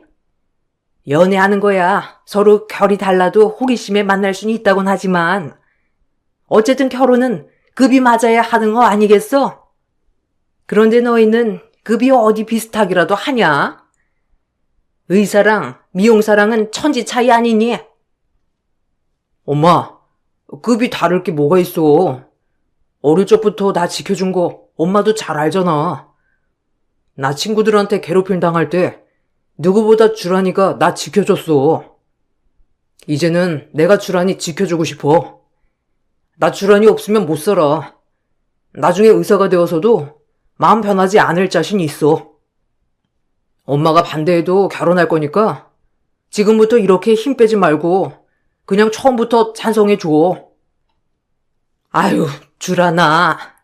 네가 좀 말려봐라. 얘는 내 말은 안 듣는다. 어릴 적부터 자기가 하고 싶은 건 해야 하는 아이니까 그러는 거야. 괜히 내가 반대하니 결혼하고 싶은 거라고. 너희 결혼하면 매번 싸우기만 할 거야.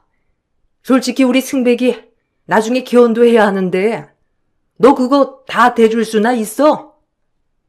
지금도 승백이랑 결혼하겠다는 여자가 줄을 섰는데 다들 차 한 대는 기본으로 해온다고 하는데 너희 집 형편에 그런 거 조금이라도 해올 수 있겠냐고.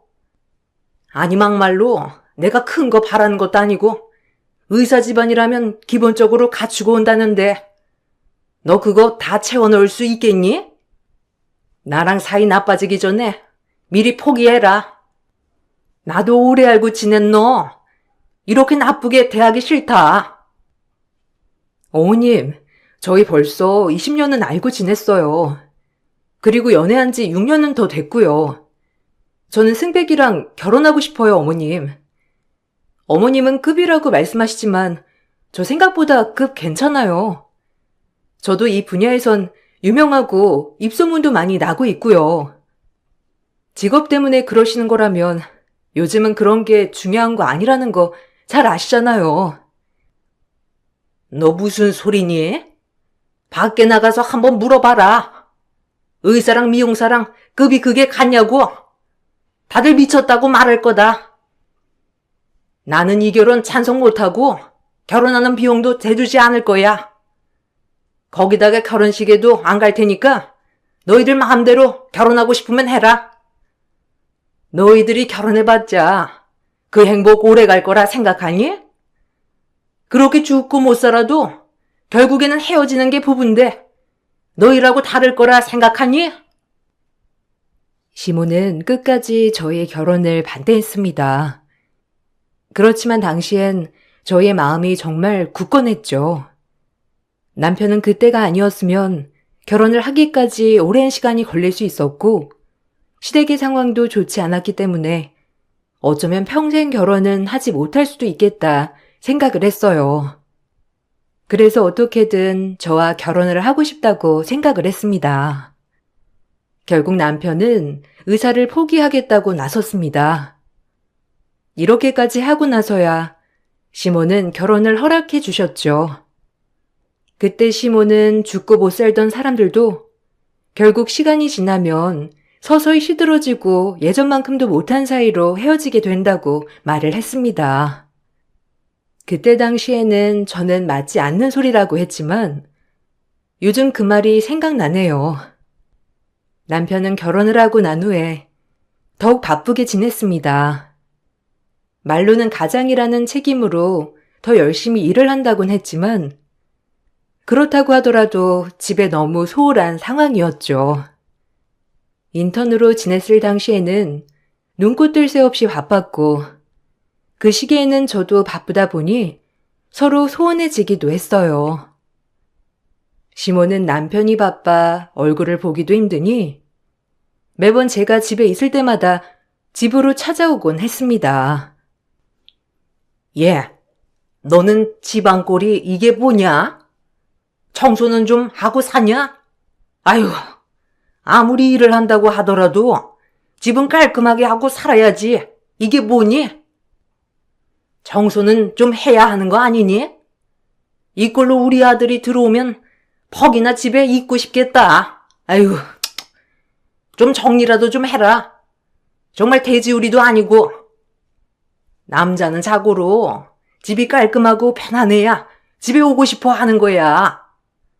네가 이꼴로 해놓으니 애가 집에 오고 싶은 마음이나 들겠어? 어머님, 저도 일하고 있는 사람이에요. 거기다가 성인 2사람 집에 안 들어온다고 집이 뭐 정리할 게 있겠어요? 아침에 간단하게 청소하면 끝인 거지. 이 정도면 깔끔하고 잘 정돈된 거죠. 다른 사람들은 집에 와도 다들 바쁜데도 깔끔히 산다는데 어머님만 왜 자꾸 오셔서 지저분하다고 말하세요? 저희 정말 깔끔하게 하고 살아요. 예, 네가 아는 사람들이 거기서 거기지 누구 말을 듣는 거냐? 살림을 안 하는 사람들은 그냥 쓱 보고 깨끗하면 깨끗한가 보다 하는 거지. 내가 보기에는 깔끔한 곳이 어디 한 군데도 없다. 아무튼 이거 승백이 좋아하는 반찬이니까 챙겨줘라. 요새 전화해 보면 통 기운이 없더라. 너 승백이 스트레스 주는 거 아니냐? 걔가 생각이 많고 마음이 깊어서 괜히 혼자 소갈이 자주 하니 괴롭히지 말아라. 아니, 어머님은 제가 뭘 괴롭힌다고 하시는 거예요? 저나 남편이나 바빠서 서로 얼굴 볼 시간도 없어요. 그리고 이렇게 반찬 많이 해오시지 않으셔도 돼요. 집에서 일주일에 많아봤자 한두 번 밥 먹는데 이렇게 해오시면 나중에 다 버려야 해요. 너 지금까지 내가 해준 반찬 버린 거냐?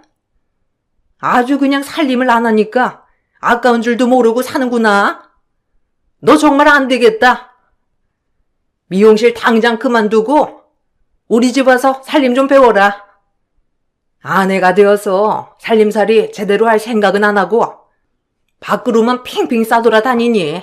에휴, 이런 게 다 돈인데 아까운 줄 모르고 버리냐? 잘 뒀다가 먹으면 되는 거지. 그리고 한 번 먹을 때 승백이 많이 먹게 팍팍 좀 줘. 개미 똥구멍만 하게 주니까 계속 남는 거 아니니?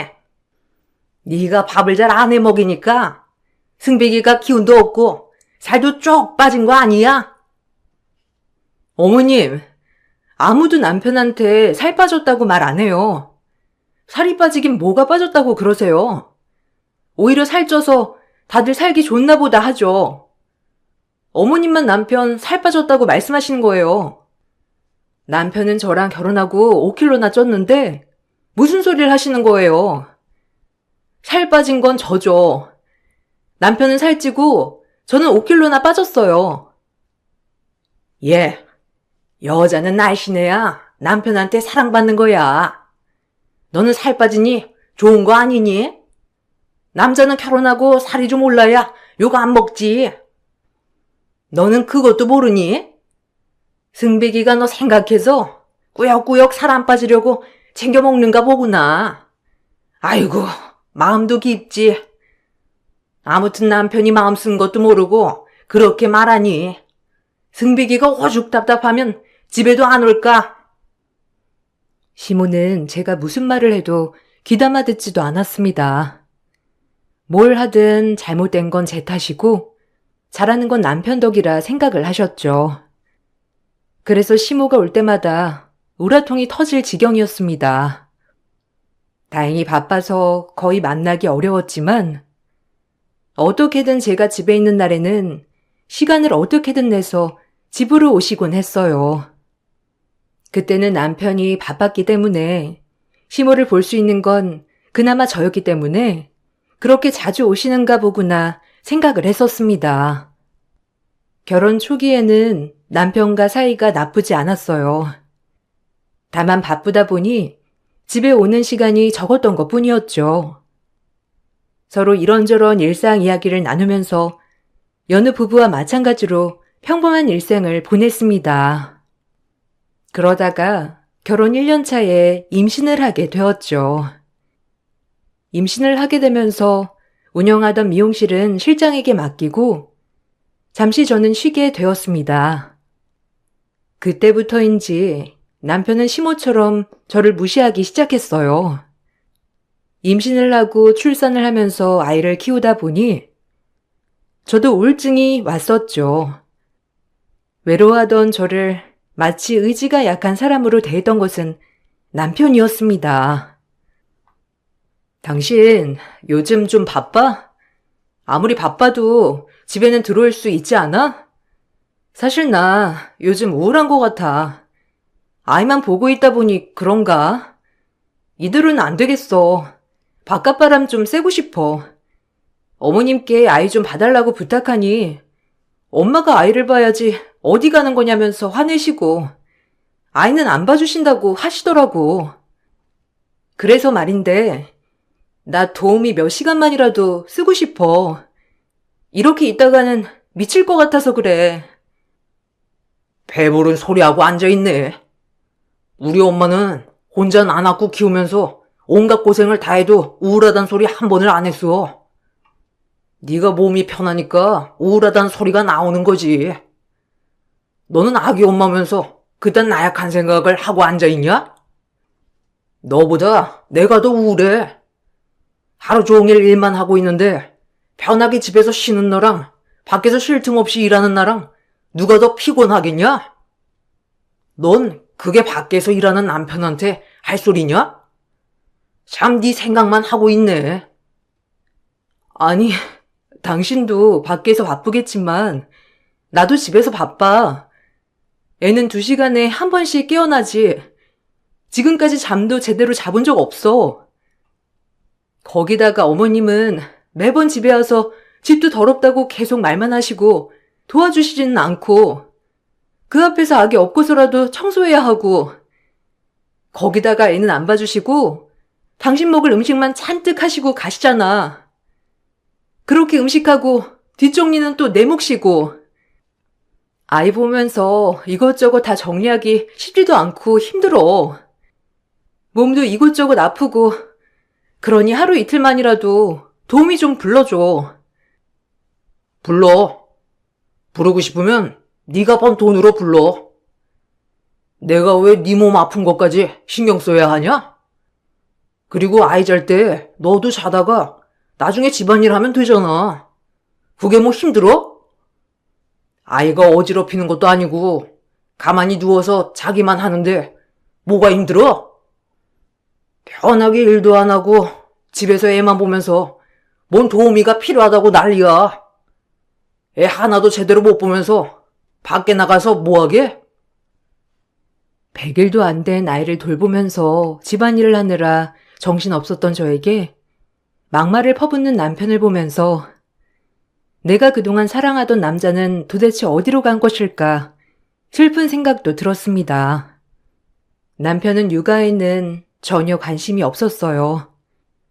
집에 오더라도 방에 들어가 한 번을 나오지 않았고 아이와 외출은커녕 기저귀 하나도 갈아주지 않았죠. 오로지 피부과 개원을 위해서 당분간 생활비도 줄이겠다면서 아주 조금만 주다가 그마저도 가져다 주지 않았습니다.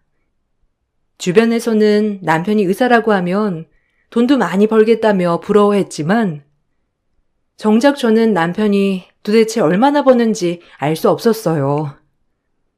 시모는 출산을 하고 나서부터 제 집 드나들듯 우리 집을 왔습니다. 거의 매일 집으로 오셨지만 아이는 봐주지 않으셨죠. 거기다가 집안일에도 도와주지 않으셨어요. 오로지 남편을 위한 음식만 차려두고 뒷정리도 하시지 않은 채 가셨습니다. 아이고, 넌 애를 낳고서도 아직도 이 모양이냐? 아니, 엄마가 되면 알아서 척척 다 잘할 줄 알았건만. 아이고. 다른 엄마들 보면 알아서 척척 청소도 하고 그러는데 넌 아이 잘 때 뭐하고 있는 거니? 같이 퍼질러 자고 있는 거냐? 아이 잘 때는 네가 정신 차려서 부지런하게 움직여야 하는 거 아니야?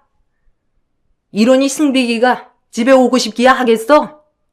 일할 때도 그러더니만 집에만 있어도 이러는 거면 아이고 내가 네 남편이었어도 오고 싶지 않겠다. 어머님, 그러시면 아이 좀 봐주세요. 아이가 계속 울어서 집안일을 할 시간조차 없어요. 조금만 울어도 저보고 보라고 하시잖아요. 이렇게 울 때 어머님이 한번 안아주고 달래주세요. 제가 집안일 할게요. 어머님이 아이 봐주시면 제가 집안일 그 틈에 깔끔하게 할게요. 그럼 되는 거 아니에요? 어머님 매일 오시면서 한 번을 아이 안아주시지도 않고 봐주시지도 않고 그러시잖아요. 아니, 내가 왜 네 애를 보니? 무슨 애 보는 게 어디 쉬운 줄 알았니? 늙은 시모 부려먹으려고 아주 난리구나. 체력 좋은 젊은 네가 해야지. 다 늙은 내가 하라고? 다른 집 며느리들 보면 아이 키우면서도 집안 깔끔하게 차라던데 너는 이게 뭐니? 이렇게 해놓고 살면 남편이 칭찬이라도 해주겠니? 어머님, 아이가 고작 100일밖에 되지 않았잖아요. 아이 돌보는 것도 정신없는데 시간이 어디 있다고 그러세요? 거기다가 어머님은 오셔가지고 남편 먹을 반찬만 딱 해놓고 뒷정리도 안 해놓고 가시잖아요. 그거 정리하는 데에도 오래 걸려요. 아이 보시기 힘드시면 어머님이 요리하시고 뒷정리 좀 해주세요. 너 참 말을 웃기게 한다. 내가 요리하는데 무슨 주방을 뒤엎는다니? 간단하게 반찬 몇 개 만들고만 가는데 아주 그냥 주방을 난리통 만드는 것처럼 말하네. 뭐가 더러워진다고 그러니? 너도 어차피 밥 먹으려면 주방 쓸 거잖아. 그거 하면서 치우면 되는 거지. 넌 네가 게을러 놓고선 핑계가 아주 좋다. 시모에게 아이를 봐주거나 혹은 주방 뒷정리를 좀 해달라고 부탁을 했지만 시모는 제 말을 들어주기는커녕 비아냥대셨죠. 아이가 100일이 지나면서 다행히 너무 착하게도 통잠을 자기 시작했습니다. 그러면서 저는 조금씩 숨을 쉴 수 있었고 바쁜 친정의 도움을 받으면서 틈틈이 알바로 가게에 나가 일을 했고 돈으로 조금씩 벌면서 도우미를 쓰기 시작했어요. 아이가 돌이 될 때까지 남편은 집에 잘 들어오지 않았고 집안일에도 소홀했습니다. 그런 남편 때문에 외롭고 힘들기도 했지만 저는 어떻게든 버텨서 아이가 돌이 지나면 복직을 하겠다 마음을 먹었죠. 돌이 지난 아이를 어린이집에 보내고 저는 다시 일을 시작하겠다고 선언했습니다. 남편에게 그동안 실장에게 맡겨두었던 미용실 일을 다시 시작한다고 말을 하니 남편은 결사반대를 하기 시작했어요. 마치 저를 아이에게 사랑이 없는 못된 엄마처럼 대하기도 했습니다. 이제 아이 돌도 지났으니 나도 일 시작하려고. 풀타임으로 근무하기는 힘들겠지만 그래도 아이 어린이집에 보내면 그 시간 동안 나도 일할 수 있을 것 같아. 아이 어린이집도 적응 잘 됐고 잘 지내고 있으니까 걱정하지 마. 일도 지금은 그냥 파트타임 형식으로 일할 거니까 그것도 걱정하지 말고. 뭔 돌쟁이 아이를 어린이집에 보낸다는 거야? 네가 제정신이야? 집에서 아이나 볼 것이지 무슨 일을 하겠다고 나서. 절대 안 돼. 아이 놔두고 일 시작할 거면 애초에 아이를 낳지 말았어야지. 적어도 아이가 초등학교는 가야 일하는 거지. 무슨 돌쟁이 아이를 어린이집에 보내겠다고 하는 거야? 그리고 어린이집에 왜 보내? 내가 생활비 안 주는 것도 아니고 그 돈으로 생활하면 되지. 네가 돈이 필요할 일이 뭐가 있어? 당신 생활비로 얼마나 주는 줄 알고 있는 거 맞아? 당신 고작 100만 원만 주고 있어. 그마저도 개헌해야 한다고 나한테 안 준 달도 많이 있었고 그걸로 공과금이며 아이 용품이며 이것저것 사다 보면 그냥 끝이야. 그리고 이건 당신이랑도 말 다 되어 있던 거 아니었어? 결혼 전에도 계속 일하는 거 찬성한다고 한 거 당신이었잖아. 그땐 그때고 지금은 상황이 달라졌지. 절대 그럴 수 없으니 그렇게 알아. 그리고 일할 거면 생활비는 없어. 지금까지 주는 생활비 더 이상 안 준다고. 그러니까 당신이 알아서 생활을 하든가 말든가 해. 엄마가 돼가지고 돌쟁이 아이 놔두고 일한다는 게 당신은 말이나 된다고 생각해? 다 욕할 거야, 당신. 남편은 시모에게도 이 사실을 말했고, 시모는 저에게 폭언을 했습니다. 그렇지만 저는 일을 안 할 이유가 없었죠. 남편이 주는 돈으로는 생활비가 너무 빠듯했고, 오로지 저만 아이를 봐야 했던 상황에서 너무나 고단하고 힘들었어요. 아니, 너 제정신이니? 돌쟁이를 어린이집에 보낸다는 게 말이나 된다고 생각하냐? 나는 우리 아들 어린이집 안 보냈다. 초등학교 갈 때까지 어디 안 보내고 내가 다 키웠다고. 네가 뭔데 우리 귀한 손주를 어린이집에 보내? 엄마가 된 게 정신 못 차리고 밖에서 일한다는 게 말이나 되니? 아이가 적어도 초등학교는 가야 되는 거지. 지금 아이를 보내는 건 방임하는 거란 거 알고 있니? 네가 아이 초등학교까지는 봐야 하는 게 맞는 거야. 그렇게 걱정되시면 어머님이 아이 좀 봐주세요. 그러면 되는 거 아니에요? 저는 그렇다 치더라도 남편은 지금까지 들어와서 아이 기저귀 한번 갈아준 적도 없고 같이 놀러 한번 가본 적도 없어요. 아이랑 같이 찍은 사진 한 장 없는 게 말이나 된다고 생각하세요? 저한테 뭐라고 하시기 전에 남편한테 뭐라고 하시고요. 돌까지 정성스럽게 잘 키웠습니다. 거기다가 풀타임으로 근무하겠다고 하는 것도 아니에요. 할머니랑 엄마랑 같니? 그리고 남자는 원래 바깥일 하는 거지 집안일 하는 거 아니다. 너한테 돈 가져다 주잖니. 생활비도 받아다 쓰면서 너 그런 말 하면 안 되는 거다. 개념이 있는 거냐 없는 거냐? 애 낳았다고 단주라니? 내가 더 당장 이혼시킬 수 있는데 우리 아들 봐서 참는 거야. 네 자리 지키려면 헛짓거리 하지 말고 집에나 있어. 제 자리요? 제 자리가 뭔데요? 어머님이 반대하셔도 어쩔 수 없어요. 생활비라고 해봤자 고작 100만 원인데 그거 안 준다고 하는 남편이나 제 자리 지키려면 아무것도 하지 말라는 어머님이나 똑같네요. 저는 도저히 이렇게는 못 살겠으니까 저한테 뭐라고 하지 마시고 남편한테 뭐라고 하시라고요. 시무와 남편의 반대에도 저는 일을 시작했습니다. 그동안 우울했던 마음을 다시 다잡고 미용 일을 시작하게 되었어요. 틈날 때마다 스타일 연구도 하고 꾸준히 노력을 했죠. 그 노력의 영향 때문인지 제 손님들도 금방 늘었습니다. 매일 출근을 하지 않고서도 예약 손님만 받고서도 남편이 주던 생활비의 몇 배는 벌 수 있었어요. 남편은 제가 일을 시작하자 저와 대화도 하지 않고 냉전 상태로 지냈습니다. 그러다 병원 일이 바쁘다면서 집을 얻어 나가버렸죠. 남편의 그런 태도에 황당했지만 굳이 말리진 않았어요. 저 역시 바쁘게 지내면서 신경 쓸 틈이 없었습니다. 그렇게 3년이라는 시간이 더 흐르게 되었어요. 저와 아이는 어느 정도 안정을 찾게 되었습니다. 집을 나가서 생활하던 남편은 무슨 생각이었는지 갑자기 집에 자주 오기 시작했습니다.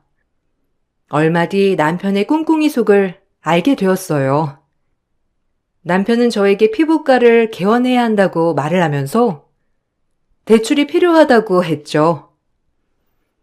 당신, 올해는 나 피부과 개원하려고. 많이 배우기도 했고 이제는 내 병원 하나는 있어야 하지 않을까 싶어서 알아보고 있어. 근데 대출을 좀 받아야 할 것 같은데 나는 한계가 있더라고. 혹시 당신 받아줄 수 있으면 좀 알아봐. 내일 한번 알아보고 어느 정도 가능한지 나한테 말해줘. 무슨 소리야? 당신 나한테 돈 맡겨놨어? 내가 왜 대출을 받아야 하는 건데? 당신 나간 이유도 그동안 돈 모아서 병원 개원하겠다고 하면서 나간 거잖아. 지금까지 번 돈 모으고 있었던 거 아니야?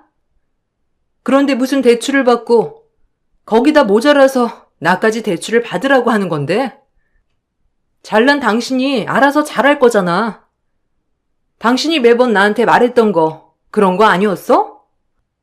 미용실 일로 꼴랑 얼마 번다고 유세 떨지 말라고. 내가 꼴랑 버는 돈으로 대출이 나올 거라고 생각했어? 당신 진짜 왜 그래? 당신 미용실 잘 되는 거 다 알고 있어. 그러니까 내가 생활비 안 줬던 거지. 당신이 잘 보니까. 주변에 물어보니까 당신 미용실 꽤 유명하더라. 이런 거 은행에 말하면 참고해 주니까 내일 한번 가서 물어봐. 솔직히 나도 이제 페이닥터로 일하는 것도 지겹고 이제 배울 대로 배운 것 같고 나와서 개원하면 전보다 더 벌 수 있어. 그때 되면 당신한테 생활비도 줄 테니까 그러지 말고 당신이 대출 좀 알아봐. 그동안 번 돈은 어디다 쓰고 나한테 돈 달라고 하는 거야? 나한테는 1원 한 푼도 준 적 없으면서 그 돈 당신 혼자 다 썼어? 알아서 잘 모으겠다고 한 거 아니냐고. 난 도와줄 수 있는 돈도 없어. 그러니 나한테 바라지 말라고. 그렇게 필요하거든. 당신한테 죽고 못 사는 어머님한테 말해봐. 나는 도와줄 수 없으니까. 남편은 어쩐지 제가 당연히 대출을 받아 개원을 도와줄 것이라 생각을 했었던 것 같아요. 그렇지만 저는 지금까지 생활비도 한 푼 받지 않았고 그렇다고 해서 집에 들어왔던 것도 아니었던 남편에게 개원 비용을 보태줄 생각이 없었죠. 한동안 집에 꼬박 들어오면서 제 눈치를 보는 듯했던 남편은 제가 대출을 안 해준다고 못을 박자 다시 집에 오지 않았습니다. 몇 개월 뒤 남편은 피부과 개원을 하게 되었어요. 어떻게 돈을 마련한 것인지는 물어보지 않았죠.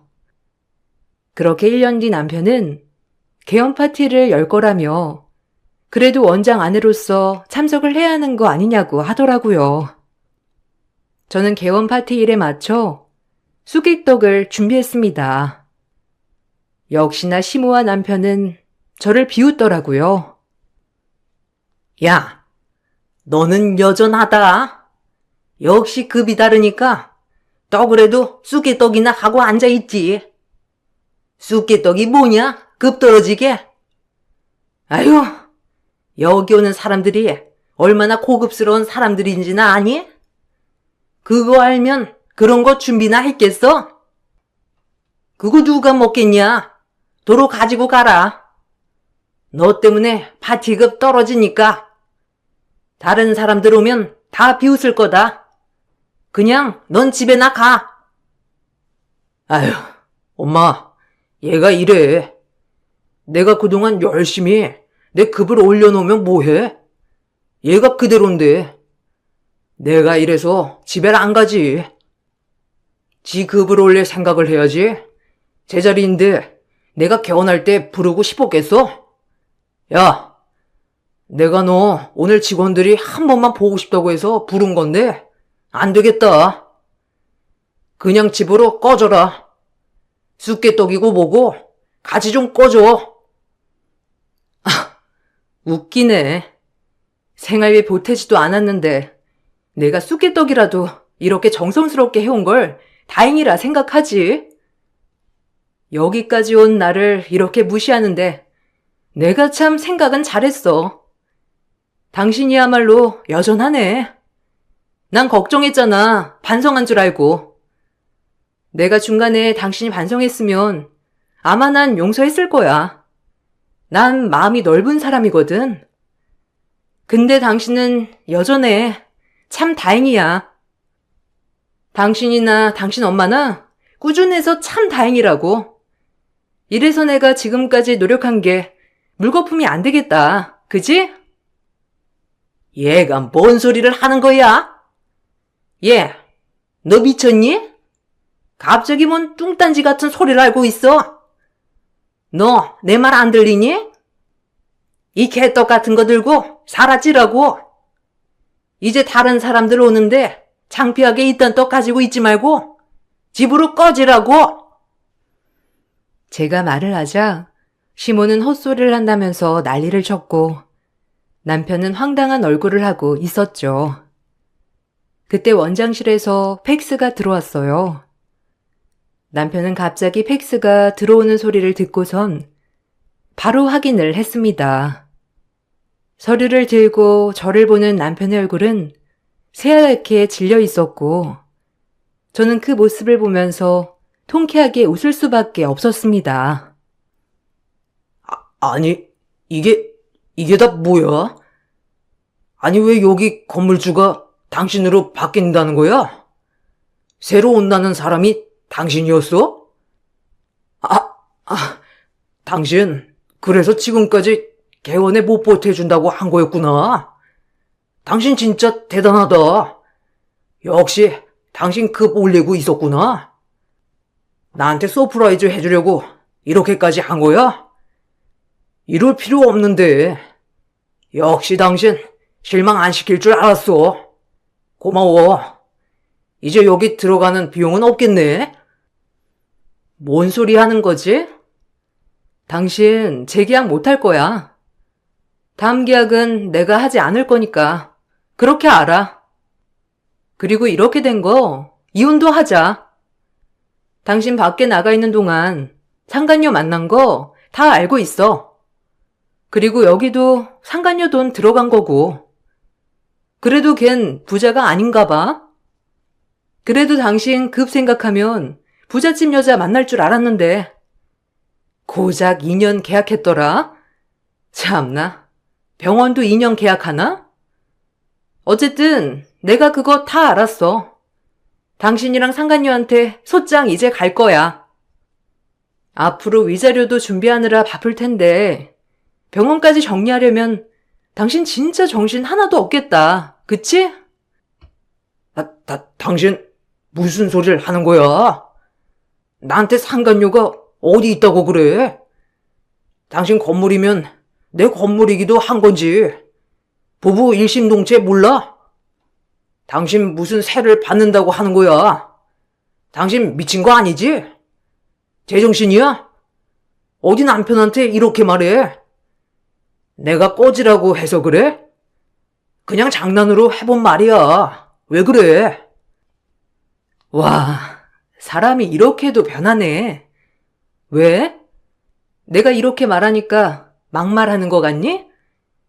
지금까지 당신이랑 당신 엄마한테 들은 거에 비하면 세 발의 피도 안 되는데 아직 시작도 안 했는데 벌써 그러면 어떻게 하지? 지금까지 꿋꿋하게 참았던 보람이 있네. 이렇게 확실하게 복수할 수 있어서 참 다행이야. 그렇지? 당신 돈도 한 푼 없어서 2년 계약으로 계약한 거 아니었어? 전 건물주도 다 상황 말했다고 했다며 계약 연장 안 될 수도 있다고. 그런데 뭔 정신으로 그냥 계약했대? 웃기다 정말. 무슨 배짱으로 그렇게 한진 모르겠지만 난 연장 안 할 거니까 그렇게 알아. 그리고 더 할 말 있으면 내 변호사한테 말하고. 그리고 쑥개떡은 선물. 벙쪄있는 남편과 시어머니에게 쑥개떡을 던져두고 저는 당당하게 병원을 나왔습니다. 남편이 나가 있는 시간 동안 저는 남편에게 복수를 하기 위해 더 열심히 일을 했죠. 이것저것 부탁하면서 아이를 맡겼고 그렇게 치열하게 일을 한 끝에 돈을 많이 모을 수 있었습니다. 그 돈으로 건물을 계약했어요. 바로 그 건물이 남편이 계약을 했던 병원이 있는 건물이었습니다. 건물주의 상황이 좋지 않아 급매로 나오게 되었고 저는 바로 그 건물을 사들였던 것입니다. 거기다가 남편은 저희 눈치는 보지 않았는지 남편의 전 직장이었던 벽원 직원과 살림을 차려 집을 나왔던 것이었습니다. 우연히 남편의 직장 근처를 갔다가 남편과 상간녀를 보게 되면서 외도 사실까지 알게 되었죠. 그렇게 저는 치열하게 복수의 칼날을 갈았습니다. 철저하게 준비를 한 끝에 남편과 상간녀는 저에게 2천만 원의 위자료를 배상하는 것으로 결정이 내려지게 되었어요. 거기다가 남편은 결혼 생활 동안 생활비를 전혀 주지 않았기 때문에 재산 분할 역시 한 푼도 하지 않는 것으로 마무리되었죠. 남편은 뒤늦게 반성한다는 말을 전해왔습니다. 여보, 주란아, 내가 정말 미안해. 내가 의사 준비하느라고 미쳤었나 봐. 의사 되면 내 급도 높아질 거라 생각했어. 근데 그게 아니었나 봐. 내가 정말 정신이 나갔었던 것 같아. 용서해줘. 그 여자랑도 나 정리 다 했어. 우리 다시 시작하자. 그리고 병원 또 이사 가면 소문도 안 좋아지고 평판도 나빠져. 다시 재결합하는 게 안 되면 병원 계약 연장이라도 해줘. 내가 왜 그래야 하는 건데? 당신이랑 나는 이제 남남이야. 당신 이렇게 하는 거 협박으로 될 수 있는 거 모르는가 보네. 참 웃기지? 당신 지금까지 나한테, 아니 우리 아이한테라도 잘할 수 있었던 기회는 충분했어. 근데 그거 날린 거 당신이야. 당신은 나뿐만 아니라 아이도 버린 사람인데 내가 또 기회를 줘야 할 이유가 있어? 내가 뭘 믿고 그래야 하는 거지? 뻔뻔함도 유분수지. 그렇게 급 높은 사람이니 알아서 잘 살지 않겠어? 아니야. 내가 잘못 알았어. 당신 정말 대단한 사람이었어. 내가 의사라는 이름에 내 눈을 가려버렸어. 미안해. 용서해줘. 내가 앞으로 정말 잘할게. 우리 엄마가 좀 유별났지? 엄마 안 보겠다고 하면 평생 안 봐도 좋아. 그러니까 당신 하자는 대로 다 할 테니까 나랑 다시 시작하자. 우리 이렇게 끝날 사이 아니잖아. 뭔가 단단히 착각하고 있는 것 같은데 네 엄마도 꼴 보기 싫지만 너는 더 꼴 보기 싫어. 지금 당장 면상 봐도 토할 지경인데 아직도 이해 못했니? 이렇게 네가 싫다고, 이 정도로 싫다고 하잖아. 한순간도 보고 싶지 않은 게 너야. 그러니까 당장 내 눈앞에서 꺼져. 협박으로 신고하기 전에.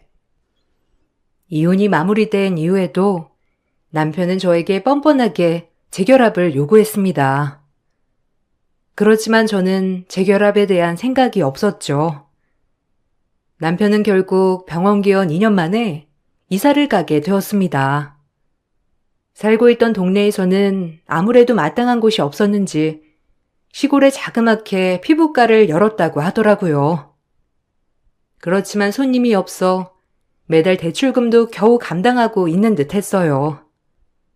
매달 돈이 모자라다며 연락이 오는 남편의 전화는 모두 차단한 상황입니다.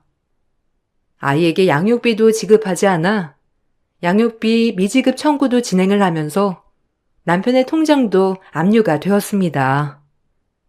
반면에 저는 미용실이 더욱 잘 되어서 2, 3호점까지 오픈을 했어요. 아이를 위해서 항상 노력하면서 더욱 당당한 엄마가 되려고요. 저의 긴 사연 들어주셔서 감사합니다. 여러분들도 어디서든 당당해지세요.